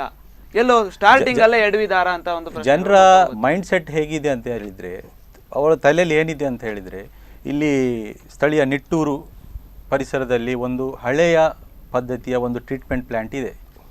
ಅಲ್ಲಿ ಕೊಳಚೆ ನೀರು ಶುದ್ಧೀಕರಣ ಘಟಕ ಉಂಟು, ಅಲ್ಲಿ ಪರಿಸರ ಜನರಿಗೆ ಅದರ ಗಬ್ಬು ವಾಸನೆ ಬರ್ತದೆ ಅಂತ. ಆದರೆ ಈಗ ನಾವು ಯೋಜನೆ ತಯಾರಿಸಿದ್ದು STP, ಇದೊಂದು ಅತ್ಯಾಧುನಿಕವಾದ ಕೊಳಚೆ ನೀರು ಶುದ್ಧೀಕರಣ ಘಟಕದ್ದು. ಇದು ಅಷ್ಟೊಂದು ಪ್ಯೂರಿಫೈ ಆಗಿ ಬರ್ತದೆ. ಇದು ಬೇರೆ ನಮ್ಮ ಮನೆಗೆಲಸಗಳಿಗೂ ಕೂಡ, ಅಂದರೆ ಗಾರ್ಡನಿಗೆ ಇದಕ್ಕೆಲ್ಲ ಉಪಯೋಗಿಸುವಂತಹ ಒಂದು ಅಷ್ಟೊಂದು ಶುದ್ಧೀಕರಣವಾದ ನೀರು ಇದರಲ್ಲಿ ಮಾಡ್ಬೋದು ಅನ್ನೋದ ರೀತಿಯ ಒಂದು ಅತ್ಯಾಧುನಿಕವಾದಂತಹ ಒಂದು ಪ್ಲ್ಯಾಂಟ್ ಆಗಿರ್ತದೆ. ಇದು ಜನರ ತಲೆಯಲ್ಲಿ ಅದನ್ನೇ ತುರುಕಿಸಿ ಹಿಂದೆ ಅಲ್ಲಿ ನೆಟ್ಟೂರಲ್ಲಿ ಹೇಗಿತ್ತು ಅದೇ ರೀತಿ ಇಲ್ಲಿ ಆಗ್ತದೆ ಅಂತ ಹೇಳಿದರೆ ಇದು ಸಂಪೂರ್ಣವಾಗಿ ರಾಜಕೀಯ ಪ್ರೇರಿತವಾದಂತಹ ವಿರೋಧ ಅಂತ ನಾನು ಇಲ್ಲಿ ಹೇಳಲಿಕ್ಕೆ ಬಯಸ್ತೇನೆ. ಮತ್ತೆ ಇನ್ನೊಂದು ನಾನು ಅದಕ್ಕೆ ಒಪ್ಪುವುದಿಲ್ಲ. ಯಾಕೆಂದರೆ ರಾಜಕೀಯ ಪ್ರೇರಿತ ಅಲ್ಲ, ಖಂಡಿತವಾಗಿ ಎಡವಟ್ಟು ಆಗಿದ್ದರಿಂದ ಈ ಸಮಸ್ಯೆಗಳು ಬಂದಿದೆ. ಯಾಕಂದ್ರೆ ಈ ಯೋಜನೆಗಳನ್ನು ಮಾಡುವಾಗ ಜನರಿಗೆ ಬೇಕು ಅಂತ ಅವರು ಸಹಕಾರ ಮಾಡಬೇಕು, ಕರೆಕ್ಟ್. ಆದರೆ ಅದರ ಯೋಜನೆ ಮಾಡುವಾಗ ನೋಡಿ, ಒಂದು ಘಟಕದ ಸ್ಥಳವನ್ನು ನಿಗದಿ ಮಾಡದೆ ಕೊಳವೆಯನ್ನು ಪೈಪ್ಲೈನ್ ಅನ್ನು ಹೇಗೆ ಹೇಳೋಡಿಸು? ಅದು ಕೂಡ ಫೋರ್ಸಲ್ಲೆಲ್ಲ ಸ್ಲೋಪಲ್ಲಿ ಹಾಕಬೇಕು. ಒಮ್ಮೆ ಈ ಕಡೆ ಸ್ಲೋಪ್ ಹಾಕಿದ್ರು, ಇನ್ನೊಮ್ಮೆ ಮ್ಯಾನ್ ಹೋಲ್ಗಳನ್ನು ತೆಗೆದು ಇನ್ನೂ ಈ ರೀತಿ ಮಾಡಬೇಕು ಅಂತ ಬಂದಾಗ ಈ ರೀತಿ ಆದದ್ದು. ಯಾಕಂದರೆ ಅದರ ಬಗ್ಗೆ ಒಂದು ಸರಿಯಾದ ಒಂದು ವ್ಯವಸ್ಥೆಯನ್ನು ಮಾಡಿದರೆ ಅಲ್ಲ, ಆ ಯೋಜನೆಯನ್ನು ಒಂದು ವೈಜ್ಞಾನಿಕವಾಗಿ ಅದೇ ರೀತಿ ಜನರಿಗೆ ಅದರ ಬಗ್ಗೆ ಮಾಹಿತಿಯನ್ನು ಕೊಟ್ಟು ಮಾಡಿದರೆ ಅದು ಒಳ್ಳೆಯದಿತ್ತು. ಅದು ಯಾಕಂದರೆ ಏಕಾಏಕಿ ಅವರಷ್ಟಕ್ಕೆ ಮಾಡಿದರು. ಇದರಿಂದ ನಮಗೂ ಕೂಡ ಜನರು ಹಿಡಿಶಾಪವನ್ನು ಹಾಕ್ತಾ ಇದ್ದಾರೆ. ನಾವು ನಮ್ಮ ಪ್ರಯತ್ನವನ್ನು ಮಾಡ್ತಾ ಇದ್ದೇವೆ. ಯಾಕಂದರೆ ಈ ಬಗ್ಗೆ ಈಗ ಸ್ಲಗ್ ಟ್ರೀಟ್ಮೆಂಟ್ ಬಗ್ಗೆ ನಾವು ಕೂಡ ಅದರ ಬಗ್ಗೆ ನಾವು ಅಲ್ಲಿ ಪರಿಶೀಲನೆ ಮಾಡಲಿಕ್ಕೆ ಇದ್ದೇವೆ. ಅಧಿಕಾರಿಗಳನ್ನು ಕರೆದು, ಯಾಕಂದರೆ ಅಧಿಕಾರಿಗಳು ಒಮ್ಮೆ ಇವತ್ತು ನಾನು ಹೇಳಿದೆ, ಅವರು ಇದರಲ್ಲಿ ನಮ್ಮ ಸಾಮಾನ್ಯ ಸಭೆಯಲ್ಲಿ ಇದರ ಒಪ್ಪಿಗೆಯನ್ನು ಪಡೆಯುತ್ತಾರೆ. ಒಪ್ಪಿಗೆ ಪಡೆದ ನಂತರ ಅವರು ಮತ್ತೆ ನಮ್ಮ ನಿಯಂತ್ರಣದಲ್ಲಿ ಇಲ್ಲ ಅಲ್ಲ. ಅದರ ಅಧಿಕಾರಿಗಳು ಇಂಜಿನಿಯರಿಗೆ ನಾವು ಎಷ್ಟು ಸಲ ಫೋನ್ ಮಾಡಿದರೂ ಸರಿಯಾದ ಸ್ಪಂದನೆ ಇಲ್ಲ. ಮತ್ತು ನಾವು ಒಂದು ದಿವಸ ನಾವು ಇದನ್ನು ಸರಿ ರೋಡಿಗೆ ತೇಪೆ ಹಾಕದಿದ್ದರೆ, ಅದನ್ನು ಸರಿ ಮಾಡದಿದ್ದರೆ ನಾವು ಪ್ರತಿಭಟನೆ ಮಾಡ್ತೇನೆ ಎಂದು ಹೇಳಿದ ನಂತರ ಅದಕ್ಕೆ ಸ್ವಲ್ಪ ಮಟ್ಟಿನ ತೇಪೆ ಹಾಕಿದ್ದಾರೆ. ಆದರೆ ಈಗಲೂ ಕೂಡ ಸಂಚಾರಕ್ಕೆ ಅದು ಭಾಳಷ್ಟು ತೊಂದರೆ ಆಗ್ತಾ ಉಂಟು. ಅದನ್ನು ಪೂರ್ತಿಯಾಗಿ, ಯಾಕಂದರೆ ಎಲ್ಲಿ ಅಗ್ದಿದ್ದಾರೆ ಈಗ, ಇನ್ನೂ ಸ್ಲಗ್ ಟ್ರೀಟ್ಮೆಂಟ್ ಇನ್ನೂ ಎಷ್ಟು ಸಮಯ ಹೋಗ್ತದೋ ಗೊತ್ತಿಲ್ಲ. ಆದರೆ ಇರುವಂಥ ವ್ಯವಸ್ಥೆಯನ್ನು ಜನರಿಗೆ ಸುಗಮವಾಗಿ ಆಗುವಂತೆ ಅದನ್ನು ಮಾಡಬೇಕು. ಅದನ್ನು ಕೂಡ ನಾವು ಸಭೆಯಲ್ಲಿ ಒತ್ತಾಯವನ್ನು ಕೂಡ ಮಾಡಿದ್ದೇವೆ. ಎಸ್, ಇನ್ನೊಂದೇನು ಅಂದರೆ ಯಾವುದೇ ರಾಜಕೀಯ ಪಕ್ಷಗಳಾಗಲಿ, ಕಾಂಗ್ರೆಸ್ ಆಗಲಿ, BJP ಆಗಲಿ, JDS ಆಗಲಿ, ಯಾವುದೇ ಆಗಲಿ ಒಂದು ಯೋಜನೆಯನ್ನು ರೂಪಿಸಿದಾಗ ಅದಕ್ಕೆ ಸರಿಯಾದ ರೀತಿಯಲ್ಲಿ ಅದಕ್ಕೆ ಕಾರ್ಯತಂತ್ರವನ್ನು ರೂಪಿಸೋದು ಪ್ರಮುಖವಾದಂಥ ಉದ್ದೇಶ. ಅಂದರೆ ಯಾವುದೇ ಯೋಜನೆಗಳನ್ನು ಮಾಡಲಿ ಅದು ಸರಿಯಾದ ರೀತಿಯಲ್ಲಿ ಜನರಿಗೆ ಮುಟ್ಟಬೇಕು, ಜನರಿಗೆ ಸಹಾಯ ಆಗಬೇಕು ಅಂತ ನಿಟ್ಟಿನಲ್ಲಿ ಯೋಜನೆಗಳನ್ನು ರೂಪಿಸಬೇಕೇ ವಿನಃ ಒಂದು ಯೋಜನೆಯನ್ನು ಮಾಡಿದ್ದೇವೆ ಅಂತ ಹೆಸರಿಗೆ ಯೋಜನೆಗಳನ್ನು ಮಾಡಿದ್ದಾರಾ ಅಥವಾ ಹೆಸರಿಗೆಗೋಸ್ಕರ ದುಡ್ಡನ್ನು ಬಿಡುಗಡೆ ಮಾಡಿ ಒಂದು ಚುನಾವಣೆಯ ಸಂದರ್ಭದಲ್ಲಿ ಹೆಲ್ಪ್ ಆಗ್ಬೋದು ಅಂತ ಯೋಜನೆಗಳನ್ನು ರೂಪಿಸಿದ್ದಾರಾ ಅಂತಕ್ಕಂಥ ಪ್ರಶ್ನೆಗಳು ಮೂಡುತ್ತೆ. ಯಾಕೆಂದರೆ ಈ ಒಂದು ಒಳಚರಂಡಿ ವ್ಯವಸ್ಥೆಗಳನ್ನು ನೋಡಿದರೆ ಮತ್ತು ಅಲ್ಲಿ ಆಗಿರ್ತಕ್ಕಂಥ ಒಂದು ಅಸಮರ್ಪಕವಾದಂಥ ಒಂದು ಕಾಮಗಾರಿಗಳನ್ನು ನೋಡಿದರೆ ಇಂಥ ಒಂದು ಪ್ರಶ್ನೆಗಳು ಮೂಡುವುದು ಸಹಜ. ಇದಕ್ಕೆ ನೀವು ಯಾವ ಥರವಾದಂಥ ಒಂದು ಸಮಜಾಯಿಷಿಯನ್ನು ಜನರಿಗೆ ಕೊಡೋದಕ್ಕೆ ಬಯಸ್ತೀರಿ? ಜನರ ಒಳಿತಿಗಾಗಿ, ಜನಪರ ಅಭಿವೃದ್ಧಿ ಕೆಲಸಗಳಿಗಾಗಿಯೇ ಸನ್ಮಾನ್ಯ ಮಾಜಿ ಶಾಸಕರಾದ ವಿನಯ್ ಕುಮಾರ್ ಸೊರಕೆ ಅವರು ಕೋಟ್ಯಂತರ ರೂಪಾಯಿ ಅನುದಾನವನ್ನು ಕೇವಲ ಕಾಪು ಪುರಸಭೆಗೆ ತಂದಿದ್ದಾರೆ. 5 ವರ್ಷಗಳಲ್ಲಿ ಪುರಸಭೆ ರಚನೆ ಆದಂಥ 5 ವರ್ಷಗಳು ನಾನು ಕನಿಷ್ಠ 100 ಕೋಟಿ ಆದರೂ ಅನುದಾನ ತರ್ತೇನೆ ಅಂತ ವಾಗ್ದಾನ ಮಾಡಿದವರು ಕೇವಲ 1.5 ವರ್ಷದಲ್ಲಿ 130 ಕೋಟಿ ರೂಪಾಯಿಗಳ ಅನುದಾನದ ಕಾಮಗಾರಿಗೆ ಮಂಜೂರಾತಿಯನ್ನು ಕೈಗೊಂಡಿದ್ದಾರೆ, ಯಶಸ್ವಿಯಾಗಿದ್ದಾರೆ. ಅದರಲ್ಲಿ 60 ಕೋಟಿ 58 ಕೋಟಿ ರೂಪಾಯಿಯ ಕುಡಿಯುವ ನೀರು ಶುದ್ಧೀಕರಣ ಘಟಕ, ಮಣಿಪುರದ ಹೊಳೆಯಿಂದ ಇಡೀ ಗ್ರಾಮ ಮಲ್ಲಾರು, ಮಜೂರು ಎಲ್ಲ ಪುರಸಭೆ ವ್ಯಾಪ್ತಿಯ ಗ್ರಾಮಗಳಿಗೆ ಕುಡಿಯುವ ನೀರು ಸರಬರಾಜು ಮಾಡುವಂತಹ ಒಂದು ಯೋಜನೆ ಕೂಡ ಸೇರಿ, ಆ ನಿಟ್ಟಿನಲ್ಲಿ ಕಾಪು ಪುರಸಭೆಯು ಕೊಳಚೆ ಸ್ವಚ್ಛತೆಯಲ್ಲಿ ಹಾಗೂ ಆಡಳಿತಾತ್ಮಕವಾಗಿ ಹೊಸ ಪುರಸಭೆಗಳಲ್ಲಿ 2ನೇ ಸ್ಥಾನವನ್ನು ರಾಜ್ಯದಲ್ಲಿ ಗಳಿಸಿದೆ. ಇಷ್ಟೆಲ್ಲ ಅನುದಾನಗಳು ಹರಿದು ಬಂದು ಕೂಡ ಜನರು ಬೇರೆ ಬೇರೆ ರೀತಿಯ ರಾಜಕೀಯ ಪ್ರೇರಿತವಾಗಿ ವಿರೋಧಗಳನ್ನು ವ್ಯಕ್ತಪಡಿಸ್ತಾರೆ. ಇಂತಿಂಥ ಕೆಲಸಗಳು ಆಗಬಾರ್ದು. ವಿಶೇಷವಾಗಿ ಎಲ್ಲೂರಿನಲ್ಲಿ ಘನತ್ಯಾಜ್ಯ ವಿಲೇವಾರಿ ಘಟಕವನ್ನು ಸ್ಥಾಪಿಸಿದಂಥ ಮಾನ್ಯ ಜಿಲ್ಲಾಧಿಕಾರಿಯವರೇ 10 ಎಕರೆ ಜಾಗವನ್ನು ಅಲ್ಲಿ ನೀಡಿರುತ್ತಾರೆ. ಅದಕ್ಕೂ ಕೂಡ ಅಲ್ಲಿಯ ಗ್ರಾಮ ಪಂಚಾಯಿತಿಯವರು, ಸ್ಥಳೀಯರು ವಿರೋಧ ವ್ಯಕ್ತಪಡಿಸಿ ಇಂದಿಗೂ ಆ ಯೋಜನೆ ನೆನೆಗುದಿಗೆ ಬಿದ್ದಿದೆ. ಇದಕ್ಕೆಲ್ಲ ಈಗ ಇದು ಕೊಳಚೆ ನೀರು ಶುದ್ಧೀಕರಣ ಘಟಕವು ಅದೇ ರೀತಿಯಲ್ಲಿ ನೆನೆಗುದಿಗೆ ಬಿದ್ದಿದೆ. ಇದೆಲ್ಲ ಈಗ ಹಾಲಿ ಶಾಸಕರು ಮುತುವರ್ಜಿ ವಹಿಸಿ ಇದನ್ನು ಮುಂದುವರಿಸಿಕೊಂಡು ಹೋಗಬೇಕು. ಇಲ್ಲ, ಈಗ ಹಮೀರ್ ಅವರು ಹೇಳಿದರು ಇಂದಿನ ಶಾಸಕರು 100 ಕೋಟಿ ತಂದಿದ್ದಾರೆ. ಆದರೆ ನನ್ನ ಹತ್ರ ದಾಖಲೆ ಉಂಟು. ನಿಜವಾಗಿ ಇಷ್ಟರವರೆಗೆ ಬೇರೆ ಬೇರೆ ಪುರಸಭೆ ಅನುದಾನ, ಬೇರೆ ಬೇರೆ SFC ಇರ್ಬೋದು, 14ನೇ ಹಣಕಾಸು ಇರ್ಬೋದು, ಬೇರೆ ಬೇರೆ ಮತ್ತು XFC ಮುಕ್ತ ನಿಧಿ ಇರ್ಬೋದು, ಇದರ ಪ್ರಕಾರ ನಿನ್ನೆಯವರೆಗೆ ಅಂದರೆ 18-19ರವರೆಗೆ ಒಟ್ಟಿಗೆ 25 ಕೋಟಿ 34 ಲಕ್ಷದ 70 ಸಾವಿರ ಬಿಡುಗಡೆಯಾಗಿದೆ. ಇದರಲ್ಲಿ 5 ಕೋಟಿ ನಮ್ಮ ಪುರಸಭಾ ಕಟ್ಟಡಕ್ಕೆ, ಅದೇ ರೀತಿ 5 ಕೋಟಿ ಕೆರೆ ಅಭಿವೃದ್ಧಿ ಮತ್ತು ಪಾರ್ಕ್ ರಚನೆಗೆ, ಮತ್ತು 5 ಕೋಟಿ ನಮ್ಮ ಕಸ ವಿಲೇವಾರಿ ಘಟಕಕ್ಕೆ ಮಂಜೂರಾದ. ಅದು ಕೆಲಸ ಆಗಿಲ್ಲ. ಕೆರೆದ್ದು ಮತ್ತು ನಮ್ಮ ಪುರಸಭಾ ಕಟ್ಟಡ ಆಗಿದೆ. ಹೀಗಿರುವಾಗ ಮತ್ತೊಂದು ನಗರೋತ್ಥಾನದಲ್ಲಿ ಅದೆಲ್ಲ ಸೇರಿ ಹೇಳಿರ್ಬೋದು. ಆದರೆ ನಗರತನದಲ್ಲಿ ಬಂದದ್ದು ಎಂಟು ಕೇಳಿದ್ರು. ಕುಡಿಯುವ ನೀರು 58 ಕೋಟಿ 58 ಕೋಟಿ ಆಗಿದೆ. ಇಲ್ಲಿ ಕಾಮಗಾರಿಯಲ್ಲಿ ಆಗಿದೆ. ಅದಕ್ಕೆ ಶಿಲಾನ್ಯಾಸನೂ ಮಾಡಿದ್ದಾರೆ ಮಾನ್ಯ ಪೌರಾಡಳಿತ ಸಚಿವರು ಅವರ ಮತ್ತು ಸಚಿವರು ಬಹಳಷ್ಟು ಶಿಲಾನ್ಯಾಸ ಮಾಡಿದ್ದಾರೆ. ತೆಂಗಿನಕಾಯಿ ಹೊಡೆದಿದ್ದಾರೆ. ಮಿನಿ ವಿಧಾನಸೌಧಕ್ಕೆ ಅಲ್ಲಿ ಕೆಲಸ ಆದದ್ದು ಎಷ್ಟು? ಮಿನಿ ವಿಧಾನಸೌಧಕ್ಕೆ ಮೀಸಲಿಟ್ಟಿದ್ದಾರೆ. ಬಿಡುಗಡೆ ಆದದ್ದು ಇದೆಲ್ಲ ಮಂಜೂರಾದಂತಹ ಅನುದಾನಗಳು. ಅಲ್ಲ, ಮಂಜೂರಾದದ್ದು ನಮಗೆ ಮಂಜೂರಾಗ್ತದೆ, ಅದು ಕಡತದಲ್ಲಿ ಇರ್ತದೆ. ಎಷ್ಟು ನಮಗೆ ಅನುದಾನ ಬಂದಿದೆ ಇದರ ಬಗ್ಗೆ ನಾವು ಚರ್ಚೆ ಅದೆಲ್ಲ ಟೆಂಡರ್ ಪ್ರಕ್ರಿಯೆ ಬೇರೆ ಬೇರೆ ಟೆಂಡರ್ ಪ್ರಕ್ರಿಯೆ ಎಲ್ಲ ಆದ ನಂತರ ಆದ್ಮೇಲೆ ಇದು ಟೆಂಡರ್ ಕರೆಯುವುದು. ಈಗ ಟೆಂಡರ್ ಕರೆದು ಬರ್ದು ನಾನು ಹೇಳಿದ ಪ್ರಕಾರ ಇದು ಬೇರೆ ನಮ್ಮ ದಾಖಲೆ ಉಂಟು ನನ್ನ ಹತ್ರ. ಇದು ನಮ್ದು 2015-16ರಿಂದ 2018-19 ಹೆಚ್ಚು ಅನುದಾನ ಬಂದಂತಹ ಪುರಸಭೆ ರಾಜ್ಯದಲ್ಲಿ ಕಾಪು ಅಂತ ಹೆಗ್ಗಳಿಕೆ ಗಳಿಸಿಕೊಂಡಿದೆ. ಹೆಚ್ಚು ಅಭಿವೃದ್ಧಿ ಕೆಲಸಗಳಾದಂತಹ ಪುರಸಭೆ ಅಂತ ಕೂಡ ಹೊಸ ರಚನೆ ಆದಂಥ ಪುರಸಭೆಗಳಲ್ಲಿ ಸ್ವಚ್ಛತೆಯಲ್ಲಿ ಮತ್ತು ಆಡಳಿತಾತ್ಮಕವಾಗಿ 2ನೇ ಸ್ಥಾನದಲ್ಲಿದೆ. ಈಗ ಒಂದು ಬ್ರೇಕನ್ನು ತೆಗೆದುಕೊಳ್ಳೋಣ. ಈ ಒಂದು ಕಾರ್ಯಕ್ರಮದಲ್ಲಿ ಈಗ ಚಿಕ್ಕದೊಂದು ವಿರಾಮವನ್ನು ತೆಗೆದುಕೊಳ್ತೇನೆ. ನಂತರ ಇದರ ಬಗ್ಗೆ ಮತ್ತಷ್ಟು ಚರ್ಚೆಯನ್ನು ಮಾಡ್ತೇನೆ. ಅದಕ್ಕೂ ಮುನ್ನ ಚಿಕ್ಕದೊಂದು ವಿರಾಮ.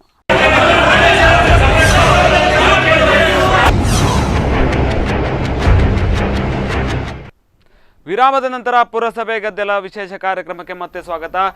ಜನರಿಗೆ ನಾನು ಹೇಳ್ತಾ ಇದ್ದೇನೆ, ಕಾಪು ಪರಿಸರದಲ್ಲಿ ಇರ್ತಕ್ಕಂಥವರಿಗೆ ನಿಮ್ಮ ಸಮಸ್ಯೆಗಳು ಏನೇ ಇದ್ರೂ ಕೂಡ ದೂರವಾಣಿಯ ಮೂಲಕ ನೀವು ಕರೆ ಮಾಡ್ಬೋದು. ಅಲ್ಲಿ ಕೆಳಗಡೆ ನಂಬರನ್ನು ತೋರಿಸೋದಕ್ಕೆ ಕರೆ ಮಾಡಿ ಸಮಸ್ಯೆಗಳನ್ನು ಬಗೆಹರಿಸೋ ನಿಟ್ಟಿನಲ್ಲಿ ಅಥವಾ ಆ ಪ್ರಕಾರವಾಗಿ ಏನು ಕಾರ್ಯತಂತ್ರವನ್ನು ನಾವು ರೂಪಿಸಿದ್ದೇವೆ ಅಂತಕ್ಕಂಥ ಸ್ಪಷ್ಟ ಮಾಹಿತಿಯನ್ನು ಅವರು ನೀಡ್ತಾರೆ. ನಾನೀಗ ಚರ್ಚೆಯನ್ನು ಮುಂದುವರಿಸ್ತೇನೆ. ಈಗ ಹೇಳ್ತಾ ಹೋದ್ರೆ ಕಾಪುವಿನಲ್ಲಿ ಈಗಾಗಲೇ ಹಲವಾರು ಸಮಸ್ಯೆಗಳಿದೆ. ಒಳಚರಂಡಿ ಸಮಸ್ಯೆಗಳನ್ನು ಬಿಟ್ಟು ಕುಡಿಯುವ ನೀರಿನ ಸಮಸ್ಯೆಗಳು ಕೂಡ ಇದೆ ಅಂತ ಕೇಳ್ಪಟ್ಟಿದ್ದು, ಮತ್ತೆ ತ್ಯಾಜ್ಯದ ಒಂದು ವಿಲೇವಾರಿಯ ಸಮಸ್ಯೆ ಕೂಡ ಇದೆ.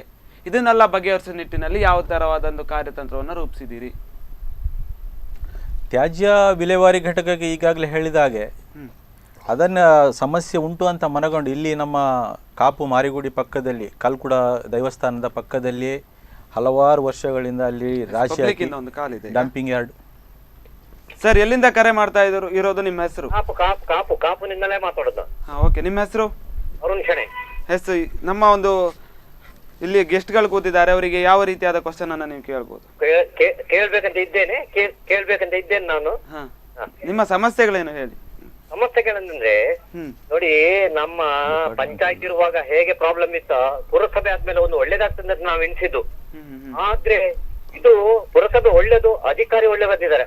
ಆದ್ರೆ ಕೌನ್ಸಿಲರ್ ನಲ್ಲಿ ಕಾಂಗ್ರೆಸ್ ಬಿಜೆಪಿ ಅವ್ರು ಮಾಡುವಾಗ ಇವ್ರು ಬಿಡುದಿಲ್ಲ, ಇವ್ರು ಮಾಡುವಾಗ ಅವ್ರು ಬಿಡುದಿಲ್ಲ. ನಾನು ಹಲವು ಸಮಸ್ಯೆ ಹೇಳಿದ್ದೆ ನಮ್ಮ ಪೇಟೆಯದ್ದು. ನಮ್ಮ ಮನೆ ಎದುರುಗಡೆ ಒಂದು ಬಸ್ ಸ್ಟಾಪ್ ಉಂಟು. ಆ ಬಸ್ ಸ್ಟಾಪ್ ನಲ್ಲಿ ಸೀಟ್ ನಲ್ಲಿ ಕೂತ್ಕೊಂಡೆಲ್ಲ ಹೊರಗೆ ಕೂರ್ದು ಬಿಡಿ ತಿಂದು ಬಿಸಾಡ್ತಾರೆ. ಹೆಂಗಸರಿಗೆ ಕೂತ್ಕೊಳ್ಳಿಕ್ಕೆ ಸಮಸ್ಯೆಯಲ್ಲಿ ಸ್ಟೇಷನ್ಗೆ ಫೋನ್ ಮಾಡಿದ್ರೆ ಪೊಲೀಸ್ ಅವ್ರು ಕುಡುಕಲ್ಲ, ನಾವೇನ್ ಮಾಡುದು ಅಂತ ಹೇಳ್ತಾರೆ. ಸಮಸ್ಯೆ ಇದೆ. ಮತ್ತೆ ಚರಂಡಿಯದ್ದು ನೀರು ಹೋಗೋ ಪ್ರಾಬ್ಲಮ್ ಇವತ್ತಿಗೂ ಸಾಲ್ವ್ ಆಗ್ಲಿಲ್ಲ. ಪಾರ್ಕಿಂಗ್ ವ್ಯವಸ್ಥೆ ಇಲ್ಲ. ಪಾರ್ಕಿಂಗ್ ವ್ಯವಸ್ಥೆ ಮಾಡ್ತಾ ಇರುವಾಗ ಅಲ್ಲಿ ಸರ್ಕಲ್ ಇನ್ಸ್ಪೆಕ್ಟರ್ ಅಧಿಕಾರಿಗೆ ಜೋರು ಮಾಡುದು, ಎಂತದ್ ಮಾರ ಎಲ್ಲ ಸರಿ ಉಂಟು ಅಂತ ಹೇಳಿ. ಈಗ ಸರ್ಕಲ್ ಇನ್ಸ್ಪೆಕ್ಟರ್ ಒಳ್ಳೆ ಬಂದಿದ್ದಾರೆ, ಮಾಡುವ ಅಂತ ಹೇಳಿದ್ರೆ ಸ್ಟೇಷನ್ ಅಲ್ಲಿ ಎಸ್ ಇಲ್ಲ. ಈ ಅಧಿಕಾರಿ ಇಂತ ಒಳ್ಳೆದಿರುವಾಗ ಈ ಪುರಸಭೆಯವರು ಕಾಂಗ್ರೆಸ್ ಬಿಜೆಪಿ ನಮ್ಮನ್ನ 5 ವರ್ಷ ಎಲ್ಲ ತೆಗಿತಾ ಇದ್ರು. ಈಗ ನೋಡಿ, ನಮ್ಮ ಪ್ರಾಯ ಆಯ್ತು, ನಮ್ಮ ಮಕ್ಕಳಿಗಾದ್ರೂ ಇರ್ಲಿ ಅಂತ ನಾವು ಇಷ್ಟು ಓದಾಡ್ತೇವೆ. ಅರುಣ್ ಶೆಟ್ಟಿ ಹತ್ರ ಹೇಳ್ತಾ ಇದ್ದೇನೆ, ಅರುಣ್ ಶೆಟ್ಟಿ ಮಾಡ್ಲಿಕ್ಕೆ ತಯಾರಿದ್ದಾರೆ. ಆದ್ರೆ ಒಳಗೆ ಏನ್ ನಡೀತದೆ ಅಂತ ನಮ್ಗೆ ಗೊತ್ತಾಗುದಿಲ್ಲ ಸರ್. ಅದಕ್ಕೆ ನಾನು ಅವ್ರಿಗೆ ಕೇಳ್ತಾ ಇದ್ದೇನೆ. ನನ್ನ ಈ ಸಮಸ್ಯೆ ಪ್ರತಿ ಮೀಟಿಂಗ್ ನಲ್ಲಿ ಹೋಗ್ತಾ ಇದ್ದು, ಆದ್ರೆ ಅಲ್ಲಿ ನಡೀತಾ ಇಲ್ಲ ಅದು. ಖಾಲಿ ಬಿಸ್ಕಿಟ್ ಕಾಫಿ ಕುಡ್ದು ಇವರು ಮಾಡ್ತಾರೆ ವಿನಃ ಇಲ್ಲ. ಆ ಸ್ವರಕ್ಕೆ ಆದ್ರೂ ಒಂದು ಒಳ್ಳೆ ಕೆಲಸ ಮಾಡ್ತಾ ಇದ್ರು, ಅದು ಇಲ್ಲ ಈಗ. ಏನ್ ಮಾಡ್ಬೇಕಂತ ನಮ್ಗೆ ಗೊತ್ತಾಗುದಿಲ್ಲ ಸರ್. ಕಾಪು ಪೇಟೆ ಅಷ್ಟು ಹಾಳಾಗಿ ಹೋಗಿದೆ ಈಗ. ಇನ್ನೇನಾದ್ರೂ ಸಮಸ್ಯೆಗಳಿತ್ತ ಅಥವಾ ಇಷ್ಟೇ? ಸಮಸ್ಯೆ ಕೆಲವು ಉಂಟು, ಅರುಣ್ ಶೆಟ್ಟಿಗೆ ಹೇಳಿದ್ದೇನೆ ನಾನು. ಆದ್ರೆ ಇವತ್ತಿಗೂ ಯಾವುದೇ ಆಗ್ಲಿಲ್ಲ ಕೆಲಸ. ಒಂದು ಸಲ ಬೇಕಾದ್ರೆ ನೀವು ಪೇಟೆಯಲ್ಲಿ ನೋಡಿ, ಎಲ್ಲ ಸ್ಟ್ರೀಟ್ ಲೈಟ್ ಮಾಡಿದ್ದಾರೆ, ಸ್ಟ್ರೀಟ್ ಲೈಟ್ ಹೋಗಿದೆ ಈಗ, ಅದೂ ಇಲ್ಲ. ಧನ್ಯವಾದಗಳು ಸರ್, ಸ್ಪಂದನ ವಾಹಿನಿಗೆ ಕರೆ ಮಾಡಿ. ಆಯ್ತು, ಓಕೆ. ಅವರು ಹೇಳ್ದಾಗೆ ಗ್ರಾಮ ಪಂಚಾಯಿತಿ ಇತ್ತು, ನಂತರ ಪುರಸಭೆಯನ್ನ ಮಾಡಿದ್ರು, ಅಲ್ಲಿ ಒಳ್ಳೇದಾಗತ್ತೆ ಅನ್ನೋ ಒಂದು ಆಶಾಭಾವನೆ ಇತ್ತು. ಆದ್ರೆ ನಮಗೆ ಒಂದು ಆಶಾಭಾವನೆಗಳೇ ಹೊರಟೋಯ್ತು.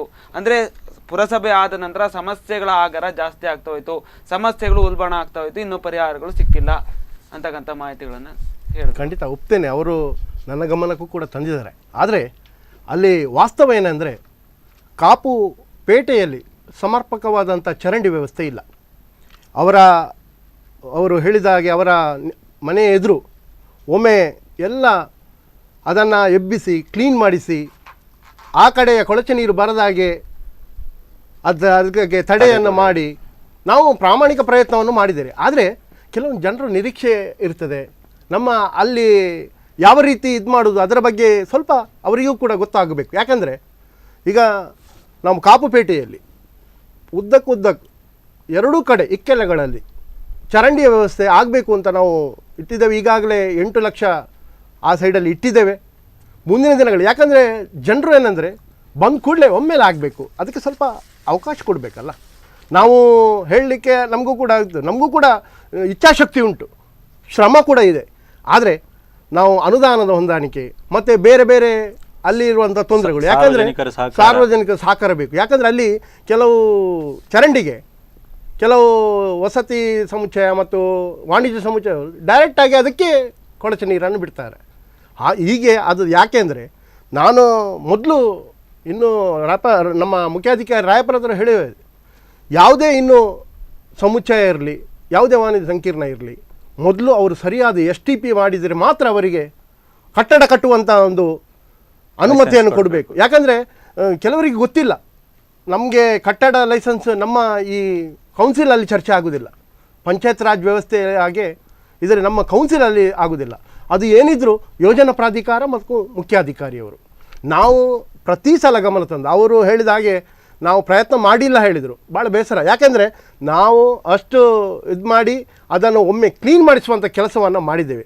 ಇನ್ನು ಯಾಕಂದರೆ ಅಲ್ಲಿಂದ ನಾವು ಈಗ ಸಮರ್ಪಕವಾದಂಥ ಚರಂಡಿ ಮಾಡಿದ್ದೆ, ಅದಕ್ಕೆ ನಾವು ಅಕ್ರಮವಾಗಿ ಕೆಲವರು ಅದಕ್ಕೆ ಕೊಳಚೆ ನೀರನ್ನು ಬಿಡ್ತಾರೆ. ನಾನು ಅದಕ್ಕೆ ಹೇಳಿದ್ದು, ಕಾಂಕ್ರೀಟ್ನ ರಿಟೈನ್ ವಾಲ್ ಮಾಡಿ ಯು ಶೇಪಲ್ಲಿ ಮಾಡಿ ಭದ್ರವಾಗಿ ಮಾಡಿದರೆ ಅಂಥ ಒಂದು ಸಂಪರ್ಕ ಕೊಡಲಿಕ್ಕೆ ಆಗೋದಿಲ್ಲ. ಆ ರೀತಿ ಆಗಬೇಕು. ಅದಕ್ಕೆ ಮುಖ್ಯವಾಗಿ ಈಗ ಡೆಲ್ಟಾ ಯೋಜನೆ ಅಡಿಯಲ್ಲಿ ಕೂಡ ಅದಕ್ಕೆ ಪ್ರಸ್ತಾವನೆ ಹೋಗಿದೆ. ಮುಂದಿನ ದಿನಗಳಲ್ಲಿ ಅದು ಮಾಡೋದು ಸ್ವಲ್ಪ ಸಮಯದ ಅವಕಾಶ ಕೊಡಬೇಕು. ಯಾಕಂದರೆ ಇವತ್ತು ಹೇಳಿದರೆ ನಾಳೆ ಆಗೋದಿಲ್ಲ. ಅದಕ್ಕೆ ದಯವಿಟ್ಟು, ಯಾಕಂದರೆ ನಮ್ಮ ಜನಸಾಮಾನ್ಯರು ನಮಗೆ ಸಹಕಾರ ನೀಡಿದರೆ ಮಾತ್ರ ಸಾಧ್ಯ. ಜನಪ್ರತಿನಿಧಿಗಳಿಂದ ಜನಪ್ರತಿನಿಧಿಗಳನ್ನು ಬೆರಳು ತೋರಿಸಿದರೆ ನಾವು ಕೂಡ ಮನುಷ್ಯರೇ, ನಮಗೂ ಕೂಡ ಜಾದು ಮಾಡಲಿಕ್ಕೆ ಆಗುದಿಲ್ಲ. ನಾವು ಮಾಡ್ಬೋದು, ಒತ್ತಾಯ ಮಾಡ್ಬೋದು. ಮುಂದಿನ ಎಲ್ಲ ಪ್ರಕ್ರಿಯೆಗಳು ಕೌನ್ಸಿಲ್ ಮುಖ್ಯಾಧಿಕಾರಿಗಳು ಅಥವಾ ಸಂಬಂಧಪಟ್ಟ ಇಲಾಖೆಯವರಿಂದ ನಡಿಬೇಕು. ಅದಕ್ಕೆ ಅನುದಾನದ ಕ್ರೋಢೀಕರಣ, ನಮ್ಮ ಶಾಸಕರಿದ್ದಾರೆ, ಶಾಸಕರ ಹತ್ರ ಸಂಸದರು ನಾವು ಒತ್ತಾಯವನ್ನು ಮಾಡ್ತೇವೆ, ಒತ್ತಡವನ್ನು ತರ್ತೇವೆ. ಅದೇ ರೀತಿ ನಾವು ಇದರ ಬಗ್ಗೆ ಅವರು ಹೇಳುವುದು, ಇದರ ಬಗ್ಗೆ ನಾವು ಸಾಮಾನ್ಯ ಸಭೆಯಲ್ಲಿ ಭಾಳಷ್ಟು ಅವರು ಕೊಟ್ಟ ಒಂದು ಅವರ ಅರ್ಜಿ, ಇದರ ಬಗ್ಗೆ ನಾನು ಅದರಲ್ಲಿ ಪ್ರಸ್ತಾವ ಮಾಡಿದ್ದೇನೆ. ನಾವು ಮಾಡೋದು ಯಾಕಂದರೆ ನಾವು ಒಂದು ವಿಪಕ್ಷದಲ್ಲಿರುವವರು, ನಾವು ಅಂದರೆ ನಮ್ಮ ವಾರ್ಡಿದ್ದು ನಾವು ನೋಡ್ತೇವೆ ಮತ್ತು ಎಲ್ಲವನ್ನು ನೋಡಿದ ನಾವು ಪ್ರಾಮಾಣಿಕವಾದ ಪ್ರಯತ್ನವನ್ನು ಮಾಡ್ತೇವೆ. ಅವರ ಸಮಸ್ಯೆಗಳಿಗೆ ಸ್ಪಂದಿಸುವಂಥ ಅಧಿಕಾರಿಗಳಿರ್ಬೋದು ಅಥವಾ ನಮ್ಮ ಜನಪ್ರತಿನಿಧಿಗಳ ಹತ್ರ ಈಗಾಗಲೇ ನಿಮಗೆ ಗೊತ್ತಿರ್ಬೋದು, ಕಾಪು ನಮ್ಮ ಪುರಸಭೆಯಲ್ಲಿ ನಾವು ವಿಪಕ್ಷ ಆದರೂ ಕೂಡ ನಾವು ಪ್ರಾಮಾಣಿಕವಾದ ಸಹಕಾರ ನೀಡ್ತಾ ಇದ್ದೇವೆ. ಯಾಕೆಂದರೆ 2014-15 ಸಾಲಿನಲ್ಲಿ ಧಾರ್ಮಿಕ ದತ್ತಿ ಇಲಾಖೆಯಿಂದ ಒಂದು 15 ಲಕ್ಷ ಹಣ ಬಿಡುಗಡೆಯಾಗಿದೆ, ಯಾವುದು ಕಾಪು ರುದ್ರಭೂಮಿ. ಆದರೆ ಅದು ನಾವು ಪುರಸಭೆ ಬಂದ ಮೇಲೆ ಅದನ್ನೆಲ್ಲ ತರಿಸುವಂಥ ಪ್ರಾಮಾಣಿಕ ಪ್ರಯತ್ನವನ್ನು ಮಾಡಿದ್ದೇವೆ. ಅದೇ ರೀತಿ ನಮ್ಮ ಪುರಸಭೆ ಆಗುವ ಪೂರ್ವದಲ್ಲಿ 3 ಪಂಚಾಯತಿಗಳ ಎಸ್ಕ್ರೋ ಅಕೌಂಟ್ನಲ್ಲಿ ಇದ್ದಂಥ ಹಣವನ್ನು ತರಿಸುವಂಥ ಪ್ರಯತ್ನ. ಅದೇ ರೀತಿ ಮೊನ್ನೆ ತಾನೇ ನಾವು ಮಾನ್ಯ ಲೋಕಸಭಾ ಸದಸ್ಯರಿಗೆ ಶೋಭಾ ಕರಂದ್ಲಾಜೆಯವರು ನಮ್ಮ IPDS ಯೋಜನೆ ಅಡಿಯಲ್ಲಿ ನಮ್ಮ ಕಾಪು ಪುರಸಭೆಯ ವ್ಯಾಪ್ತಿಯ ಎಲ್ಲ ವಿದ್ಯುತ್ ಉನ್ನತೀಕರಣಕ್ಕಾಗಿ 2,76,00,000 ಅನುದಾನವನ್ನು ತರಿಸಿಕೊಟ್ಟಿದ್ದಾರೆ. ಅವರ ಪ್ರಯತ್ನ ಅದು. ನಾವು ಅವರಿಗೆ ಮನವಿ ಮಾಡಿ ಪ್ರಯತ್ನ ಮಾಡಿ ಅದು ಈಗ ಟೆಂಡರ್ ಪ್ರೊಸೆಸ್ ಆಗಿದೆ. ಇನ್ನು ಕೆಲವೇ ದಿನಗಳಲ್ಲಿ ಅದು ಕೂಡ ಕಾಮಗಾರಿ ಪ್ರಾರಂಭ ಆಗ್ತದೆ. ನಾವು ಎಲ್ಲಿ ಸಾಧ್ಯ ಉಂಟೋ ಅಲ್ಲಿ ನಾವು ಅನುದಾನವನ್ನು ಕ್ರೋಢೀಕರಿಸುವಂಥ, ಅದೇ ರೀತಿ ಕಾಮಗಾರಿಗಳನ್ನು ತರಿಸುವಂಥ ಪ್ರಾಮಾಣಿಕ ಪ್ರಯತ್ನವನ್ನು ನಾವು ಖಂಡಿತ ಮಾಡ್ತಾ ಇದ್ದೇವೆ. ನೀವು ವಿಪಕ್ಷದಲ್ಲಿದ್ದವರು ನಾವು ಅಂತ ಮಾತುಗಳನ್ನು ಹೇಳಿದ್ರಿ, ನೀವು ಆಡಳಿತ ಪಕ್ಷದಲ್ಲಿದ್ದಿರಿ. ಮತ್ತು ಇನ್ನೊಂದೇನು ಅಂತಂದರೆ ನೀವು ಒಂದು ಸ್ಥಾಯಿ ಸಮಿತಿಯಲ್ಲಿ ಹಿಂದಿನ ಒಂದು ಅವಧಿಯಲ್ಲಿ ನೀವು ಕೆಲಸಗಳನ್ನು ಮಾಡಿದ್ರಿ. ಅಂಥ ಸಂದರ್ಭದಲ್ಲೂ ಕೂಡ ಯೋಜನೆಗಳು ಸಂಪೂರ್ಣವಾಗಿ ಕಾರ್ಯಗತ ಆಗಲಿಲ್ಲ, ಸಮಸ್ಯೆಗಳು ಇನ್ನೂ ಜಟಿಲ ಆಗ್ತಾನೆ ಹೋಗಿದೆ. ಅಂಥದ್ರ ಮಧ್ಯೆ ಸ್ಥಾಯಿ ಸಮಿತಿ ಮತ್ತೊಂದು ಈ ಒಂದು ಅಧಿಕಾರ ಅವಶ್ಯಕತೆ ಇದೆಯಾ? ಈ ಎಲ್ಲ ಅಭಿವೃದ್ಧಿಗಳ ಶೂನ್ಯ ಆಗಿದ್ರೂ ಕೂಡ ಈ ಸ್ಥಾಯಿ ಸಮಿತಿಯ ರಚನೆಗೆ ಗೊಂದಲಗಳಿಗೆ ಅವಶ್ಯಕತೆ ಇದೆಯಾ? ಸ್ಥಾಯಿ ಸಮಿತಿಯಲ್ಲಿ ಯೋಜನೆಗಳನ್ನು ಪೂರ್ತಿಯಾದ ನಂತರ ಅದರ ಹಣಕಾಸು ಲೆಕ್ಕಪತ್ರಗಳನ್ನು ನೋಡುವ ಒಂದು ಅವರಿಗೆ ಜವಾಬ್ದಾರಿ ಇರ್ತದೆ ವಿನಃ ಕಾಮಗಾರಿಗಳನ್ನು ಸಂಪೂರ್ಣಗೊಳಿಸುವಂಥ ಕಾಮಗಾರಿಗಳಿಗೆ ಮಂಜೂರಾತಿ ಅಥವಾ ಅನುದಾನವನ್ನು ಕ್ರೋಢೀಕರಿಸುವುದು ಕೌನ್ಸಿಲಿಗೆ ಬರ್ತದೆ. ಯಾವ ಯಾವ ಕಾಮಗಾರಿಯನ್ನು ಇಡಬೇಕು ಅನ್ನೋ ಮನವಿಯನ್ನು ಸದಸ್ಯರುಗಳು ಕೊಡ್ತಾರೆ. ಅದಷ್ಟೇ ಕೌನ್ಸಿಲ್ನ ವಿಚಾರ. ಕೌನ್ಸಿಲ್ ಸಭೆಯಲ್ಲಿ ಅಷ್ಟೇ ನಿರ್ಣಯ ಆಗುವುದು. ಮತ್ತೆ ಇಬ್ಬರಿಗೊಂದು ಕ್ವಶನ್ ಅನ್ನು ಕೇಳ್ತೇನೆ. ಈ ಒಂದು ಸ್ಥಾಯಿ ಸಮಿತಿ ರಚನೆಯಾದ ನಂತರ ಅದನ್ನ ಒಂದು ಬದಿಗಿಟ್ಟು ಯೋಚನೆ ಮಾಡೋದಾದ್ರೆ, ಈಗ ಹಲವಾರು ಯೋಜನೆಗಳು ಅಸಮರ್ಪಕವಾಗಿ ಅವೈಜ್ಞಾನಿಕವಾಗಿ ಇದೆ. ಎಷ್ಟೋ ಯೋಜನೆಗಳಿಗೆ ಸರಿಯಾದ ರೀತಿಯಲ್ಲಿ ಮೂಲ ನಕ್ಷೆಯಲ್ಲಿ ಏನಿದೆಯೋ ಆ ರೀತಿ ಯೋಜನೆಗಳನ್ನು ರೂಪಿಸಿಲ್ಲ. ಇಲ್ಲ ನೀವು ಹೇಳಿದಾಗೆ ಗೂಗಲ್ ಮ್ಯಾಪ್ನಲ್ಲಿ ನೋಡಿ ಯೋಜನೆಗಳನ್ನು ರೂಪಿಸಿದ್ದಾರೆ. ಇನ್ನು ಮುಂತಾದ ಒಳಚರಂಡಿಗಳ ವಿಷಯ ಆಗಿರ್ಬೋದು, ನೀರಿನ ಘಟಕಗಳಾಗಿರ್ಬೋದು, ಇವೆಲ್ಲವೂ ಕೂಡ ಅಸಮರ್ಪಕವಾಗಿ ಅವೈಜ್ಞಾನಿಕವಾಗಿದೆ. ಇದೆಲ್ಲದನ್ನು ಸರಿ ಮಾಡೋ ನಿಟ್ಟಿನಲ್ಲಿ ನೀವು ಆ ಒಂದು ಅಧಿಕಾರಿಗಳಿಗಾಗಿರ್ಬೋದು ಅಥವಾ ಒಂದು ಸರಿ ಮಾಡು ಯಾರು ಅದಕ್ಕೆ ಸಂಬಂಧಪಟ್ಟ ಅಧಿಕಾರಿಗಳಿಗೆ ನೀವು ಒತ್ತಡಗಳನ್ನು ಹೇರಲಿಲ್ವಾ ಸರಿ ಮಾಡಬೇಕು ಅಂತ? ಅಸಮರ್ಪಕ ಯೋಜನೆಗಳು ಯಾವುದೂ ಇಲ್ಲ. ಕೇವಲ ಒಂದು ಒಳಚರಂಡಿ ಮತ್ತೊಂದು ಘನತ್ಯಾಜ್ಯ ವಿಲೇವಾರಿ ಘಟಕ ಬಿದ್ದಿದೆ. ಅಂದ್ರೆ ಕಾಪು ಇಲ್ಲಿ ಹೇಳ್ತಾ ಅದೇ ಅದಕ್ಕೆ ನಮಗೆ ಜನ ಸಹಕಾರ ಕೊಡ್ತಾ ಇಲ್ಲ, ಸ್ಪಂದಿಸ್ತಾ ಇಲ್ಲ. ಎಲ್ಲಿ ನಾವು ಅದನ್ನು ಸ್ಥಳ ಗುರುತಿಸಿದ್ರು ವಿರೋಧ ವ್ಯಕ್ತಪಡಿಸಿದ್ದಾರೆ. ಅಲ್ಲ, ಅದೊಂದು ಮತ್ತೆ ಯೋಜನೆಗಳನ್ನ ರೂಪಿಸೋ ಮುಂಚೆ ಆಗಿರ್ಬೋದು ಅಥವಾ ರೂಪಿಸಿದ ನಂತರ ಈಗ ಯೋಜನೆಗಳನ್ನ ಮಾಡಿದ್ದಾರೆ ಒಬ್ಬಗಳು, ಅದನ್ನ ಸರಿ ಮಾಡಬೇಕು ಅಂತ ಯಾವುದೇ ಒತ್ತಡಗಳನ್ನ ನೀವು ಹೇಳ್ತಾ? ಖಂಡಿತ. ಇದರ ಬಗ್ಗೆ ನಾನು ಹೇಳುವುದಾದರೆ ಕೆಲವು ಯೋಜನೆಗಳು ಅಧಿಕಾರಿಗಳ ಎಡವಟ್ಟಿನಿಂದ ಆಗಿದೆ. ಯಾಕೆಂದರೆ ಯಾವುದೇ ಗಮನಕ್ಕೆ ತರದೆ ಕೆಲವೊಂದು ನಾವು ನಮ್ಮ ಪುರಸಭೆ ವ್ಯಾಪ್ತಿಯ ಅನುದಾನದಲ್ಲಿ ಬರುವಂಥ ಕೆಲಸಗಳಲ್ಲಿ ನಮ್ಮಲ್ಲಿ ಹತೋಟಿ ಇರ್ತದೆ. ಕೆಲವೊಂದು ಈ ನಿಯಮ ಕೆಲವರಿಗೆ ಏನಂದರೆ ಕೆಲವು ಕೆಲವು ಕಾಮಗಾರಿಯನ್ನು ತರ್ತಾರೆ. ಈಗ ಡೆಲ್ಟಾ ಇರ್ಬೋದು, ಇದೇ ನಾವು ಒಳಚರಂಡಿದ್ದು ಇರ್ಬೋದು, ನಮ್ಮ ಹತೋಟಿ ಇರುವುದಿಲ್ಲ. ನಾವು ಸಭೆಯಲ್ಲಿ ನಾವು ಇದರ ಬಗ್ಗೆ ಭಾಳಷ್ಟು ನಾವು ಗಲಾಟೆಯನ್ನು ಮಾಡಿದ್ದೇವೆ.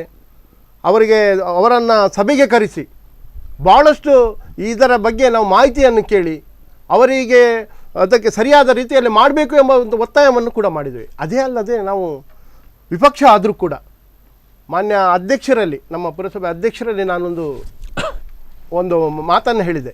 ಯಾಕೆಂದರೆ ಈ ಎಲ್ಲ ಕಾಮಗಾರಿಗಳನ್ನು ಆಗುವಾಗ ನಾವು ಅದರ ಕಾಮಗಾರಿಯ ಗುಣಮಟ್ಟವನ್ನು ಪರೀಕ್ಷೆ ಮಾಡಲು ನಾವು ಆಡಳಿತ ಮತ್ತು ವಿಪಕ್ಷ, ಯಾಕೆಂದರೆ ಆಡಳಿತ ಪಕ್ಷಕ್ಕೆ ಎಷ್ಟು ಜವಾಬ್ದಾರಿ ಉಂಟು ಅಷ್ಟೇ ವಿಪಕ್ಷಕ್ಕೂ ಕೂಡ ಉಂಟು. ನಾವು ಎಲ್ಲಿ ತಪ್ಪು ಆದಾಗ ಅಥವಾ ಕಾಮಗಾರಿಯಲ್ಲಿ ಲೋಪದೋಷ ಆದಾಗ ನಾವು ಸಭೆಯಲ್ಲಿ ಗಮನ ತಂದಿದ್ದೇವೆ. ಅದೇ ಕೆಲವರಂದರೆ ನೀವು ನಿಮ್ಮಲ್ಲೇ ಗಲಾಟೆ ಮಾಡ್ತೀರಿ ಅಂತ ಹೇಳ್ತಾರೆ. ನಾವು ಗಲಾಟೆ ಮಾಡೋದು ನಮ್ಮ ಸ್ವಾರ್ಥಕ್ಕಾಗಲ್ಲ, ಜನರ ಒಳಿತಿಗಾಗಿ. ನಾವು ಅದಕ್ಕೆ ಗುಣಮಟ್ಟ ಪರೀಕ್ಷೆ ಮಾಡಲು ಒಂದು ಸಮಿತಿಯನ್ನು ಕೂಡ ರಚನೆ ಮಾಡಿದ್ದೇವೆ. ಆದರೆ ಆ ಸಮಿತಿ ಕೇವಲ ಹೆಸರಿಗೆ ಮಾತ್ರ ಉಂಟು. ನಾನು ಹೇಳಿದ್ದು ಅಧ್ಯಕ್ಷರೇ, ನೀವೆಲ್ಲರನ್ನು ಕರೆದು ಎಲ್ಲಿ ನಮ್ಮ ಆದಂಥ ಎಲ್ಲ ಪರಿಶೀಲನೆಯನ್ನು ಮಾಡಬೇಕು. ಅದೇ ರೀತಿ ಕಾಮಗಾರಿಯ ಗುಣಮಟ್ಟವನ್ನು ಪರೀಕ್ಷೆ ಮಾಡಬೇಕು. ಈಗ ಕಾಂಕ್ರೀಟ್ ರೋಡ್ ಆದರೆ ನಾವು ಕೋರ್ ಕಟ್ಟಿಂಗ್ ಅದ್ರ ಮುಖಾಂತರ ಮಾಡಬೇಕು. ಯಾಕಂದರೆ ಖಾಲಿ ನಮ್ಮ ಕಣ್ಣಿಗೆ ಕಾಣಿದರೆ ಆಗೋದಿಲ್ಲ. ಅದನ್ನು ನಾವು ಭಾಳ ಸೂಕ್ಷ್ಮವಾಗಿ ಗಮನಿಸಿದರೆ ಕಾಮಗಾರಿಯಲ್ಲಿ ಆದಂಥ ಲೋಪಗಳ ಬಗ್ಗೆ ನಾವು ಗಮನ ಹರಿಸ್ಬೋದು. ನಾವು ವಿಪಕ್ಷದವರು ಮತ್ತು ಆಡಳಿತದವರು ಒಳ್ಳೆ ರೀತಿಯಲ್ಲಿ ನಾವು ಸಹಕಾರದಿಂದ ಒಳ್ಳೆ ರೀತಿಯಲ್ಲಿ ಆಗಬೇಕು ಅಂತ ನಮ್ಮ ಅನಿಸಿಕೆ. ಅದೇ ರೀತಿ ನಾವು ಇದರ ಬಗ್ಗೆ ನಾವು ಖಂಡಿತವಾಗಿಯೂ ಪ್ರಾಮಾಣಿಕವಾದಂಥ ಪ್ರಯತ್ನವನ್ನು ಕೂಡ ಮಾಡಿದ್ದೇವೆ. ಅದೇ ರೀತಿ ಕಾಪು ಪುರಸಭೆಯಲ್ಲಿ ಇನ್ನೂ ಕೂಡ ಕೆಲವು ನಾವು ಹೇಳಿದಾಗ, ಈಗ ಕಾಪು ಪುರಸಭೆಯಲ್ಲಿ ನಾವು ಕೇವಲ ಒಂದು ಮೂಲಭೂತ ಸೌಕರ್ಯದ ಬಗ್ಗೆ ಮಾತ್ರ ಹೇಳ್ತಾ ಇದ್ದೇವೆ. ಈಗಾಗಲೇ ಅವರು ಹೇಳಿದರು ದಾರಿದೀಪ ಅಂತ ಹೇಳಿದರೆ, ನಿಜವಾಗಿ ನನ್ನ ವಾರ್ಡ್ನಲ್ಲಿ ಹೇಳೋದಾದರೆ ಒಂದೇ ಒಂದು ಲೈಟ್ ಇರಲಿಲ್ಲ. ಎಲ್ಲ ಕಡೆ ಸಾಧಾರಣ ಎಲ್ಲ ಕಡೆ ದಾರಿದೀಪ ಆಗುವಂಥ ವ್ಯವಸ್ಥೆಯನ್ನು ಕೂಡ ಮಾಡಿದ್ದೇವೆ. ಮತ್ತು ಈಗ ಕಾಪು ಪುರಸಭೆಯಲ್ಲಿ ಮುಖ್ಯವಾಗಿ ಇರುವುದು ಅಂದರೆ ಕೇವಲ ನೀರಿನ ಸಮಸ್ಯೆ, ದಾರಿದೀಪ, ರಸ್ತೆ ಅಲ್ಲ. ಮುಖ್ಯವಾಗಿ ನಮಗೆ ಬೇಕಾಗಿರುವುದು, ನಾವು ಈಗ ನೋಡ್ತಾ ಇದ್ದೇವೆ, ಒಂದು ಈಗ ಜಗತ್ತಿನಲ್ಲಿ ಕ್ರೀಡೆಗೆ ಎಷ್ಟು ಮಹತ್ವ ಉಂಟು, ಭಾಳಷ್ಟು ಪ್ರತಿಭೆಗಳಿದ್ದೇವೆ. ಆದರೆ ಕಾಪು ಪುರಸಭೆ ವ್ಯಾಪ್ತಿಯಲ್ಲಿ ಒಂದೇ ಒಂದು ಸರಿಯಾದ ಒಂದು ಕ್ರೀಡಾಂಗಣ ಇಲ್ಲ. ಎಸ್, ಇನ್ನೊಂದೇನು ಅಂತಂದರೆ ಕಾಪುವಿನ ಸಮಸ್ಯೆಗಳ ಬಗ್ಗೆ ಮಾತಾಡ್ತಾ ಹೋದರೆ 1 ಗಂಟೆ ಅಲ್ಲ 2-3 ಗಂಟೆ ಕೂಡ ಪ್ರೋಗ್ರಾಮ್ಗಳನ್ನು ಮಾಡ್ಬೋದು. ಎಸ್, ಇವತ್ತಿನ ಒಂದು ಸಮಸ್ಯೆಗಳ ಬಗ್ಗೆ ಎಷ್ಟು ಮಾತಾಡಿದ್ದೀರಾ ಅದನ್ನು ಬಗೆಹರಿಸುವ ನಿಟ್ಟಿನಲ್ಲೂ ಕ್ರಮಗಳನ್ನು ಕೈಗೊಂಡಿದ್ದೀವಿ ಅಂತ ಮಾತುಗಳನ್ನು ಹೇಳಿದ್ದೀರಾ. ಕಾರ್ಯಕ್ರಮಕ್ಕೆ ಬಂದಿದ್ದು ತುಂಬ ಖುಷಿಯಾಗಿದೆ. ಧನ್ಯವಾದಗಳು ಸರ್. ನಿಮಗೂ ಧನ್ಯವಾದ. ಎಸ್, ನೋಡಿದ್ರಲ್ಲ ವೀಕ್ಷಕರೇ, ಒಂದು ಕಾಪುವಿನ ಸಮಸ್ಯೆಗಳ ಬಗ್ಗೆ ಸವಿಸ್ತಾರವಾಗಿ ಮಾತಾಡಿದ್ರು ಮತ್ತು ಅದರ ಒಂದು ಯೋಜನೆಗಳನ್ನು ರೂಪಿಸ್ತೇವೆ ಮತ್ತು ಕಾರ್ಯತಂತ್ರಗಳನ್ನು ರೂಪಿಸ್ತೇವೆ ಅಂತಕ್ಕಂಥ ಮಾತುಗಳನ್ನು ಹೇಳಿದ್ರು. ಎಲ್ಲಿ ತಮ್ಮದು ತಪ್ಪಿದೆ ಮತ್ತು ಈ ತಪ್ಪನ್ನು ಸರಿ ಮಾಡುವ ನಿಟ್ಟಿನಲ್ಲಿ ನಾವು ಏನು ಕೆಲಸವನ್ನು ಮಾಡಬೇಕು ಮತ್ತು ಸಾರ್ವಜನಿಕರು ಹಾಗೆ ಅಲ್ಲಿನ ಒಂದು ಸ್ಥಳೀಯರು ನಮಗೆ ಸಹಾಯವನ್ನು ಮಾಡಬೇಕು. ನಾವು ಸಹಾಯವನ್ನು ಮಾಡಿದರೆ ಉತ್ತಮವಾದಂಥ ಒಂದು ಕಾಪುವಿನ ನಗರವನ್ನು ನಿರ್ಮಾಣ ಮಾಡ್ತೇವೆ ಅಂತಕ್ಕಂಥ ಒಂದು ಭರವಸೆಗಳನ್ನು ಕೂಡ ನೀಡಿದರು.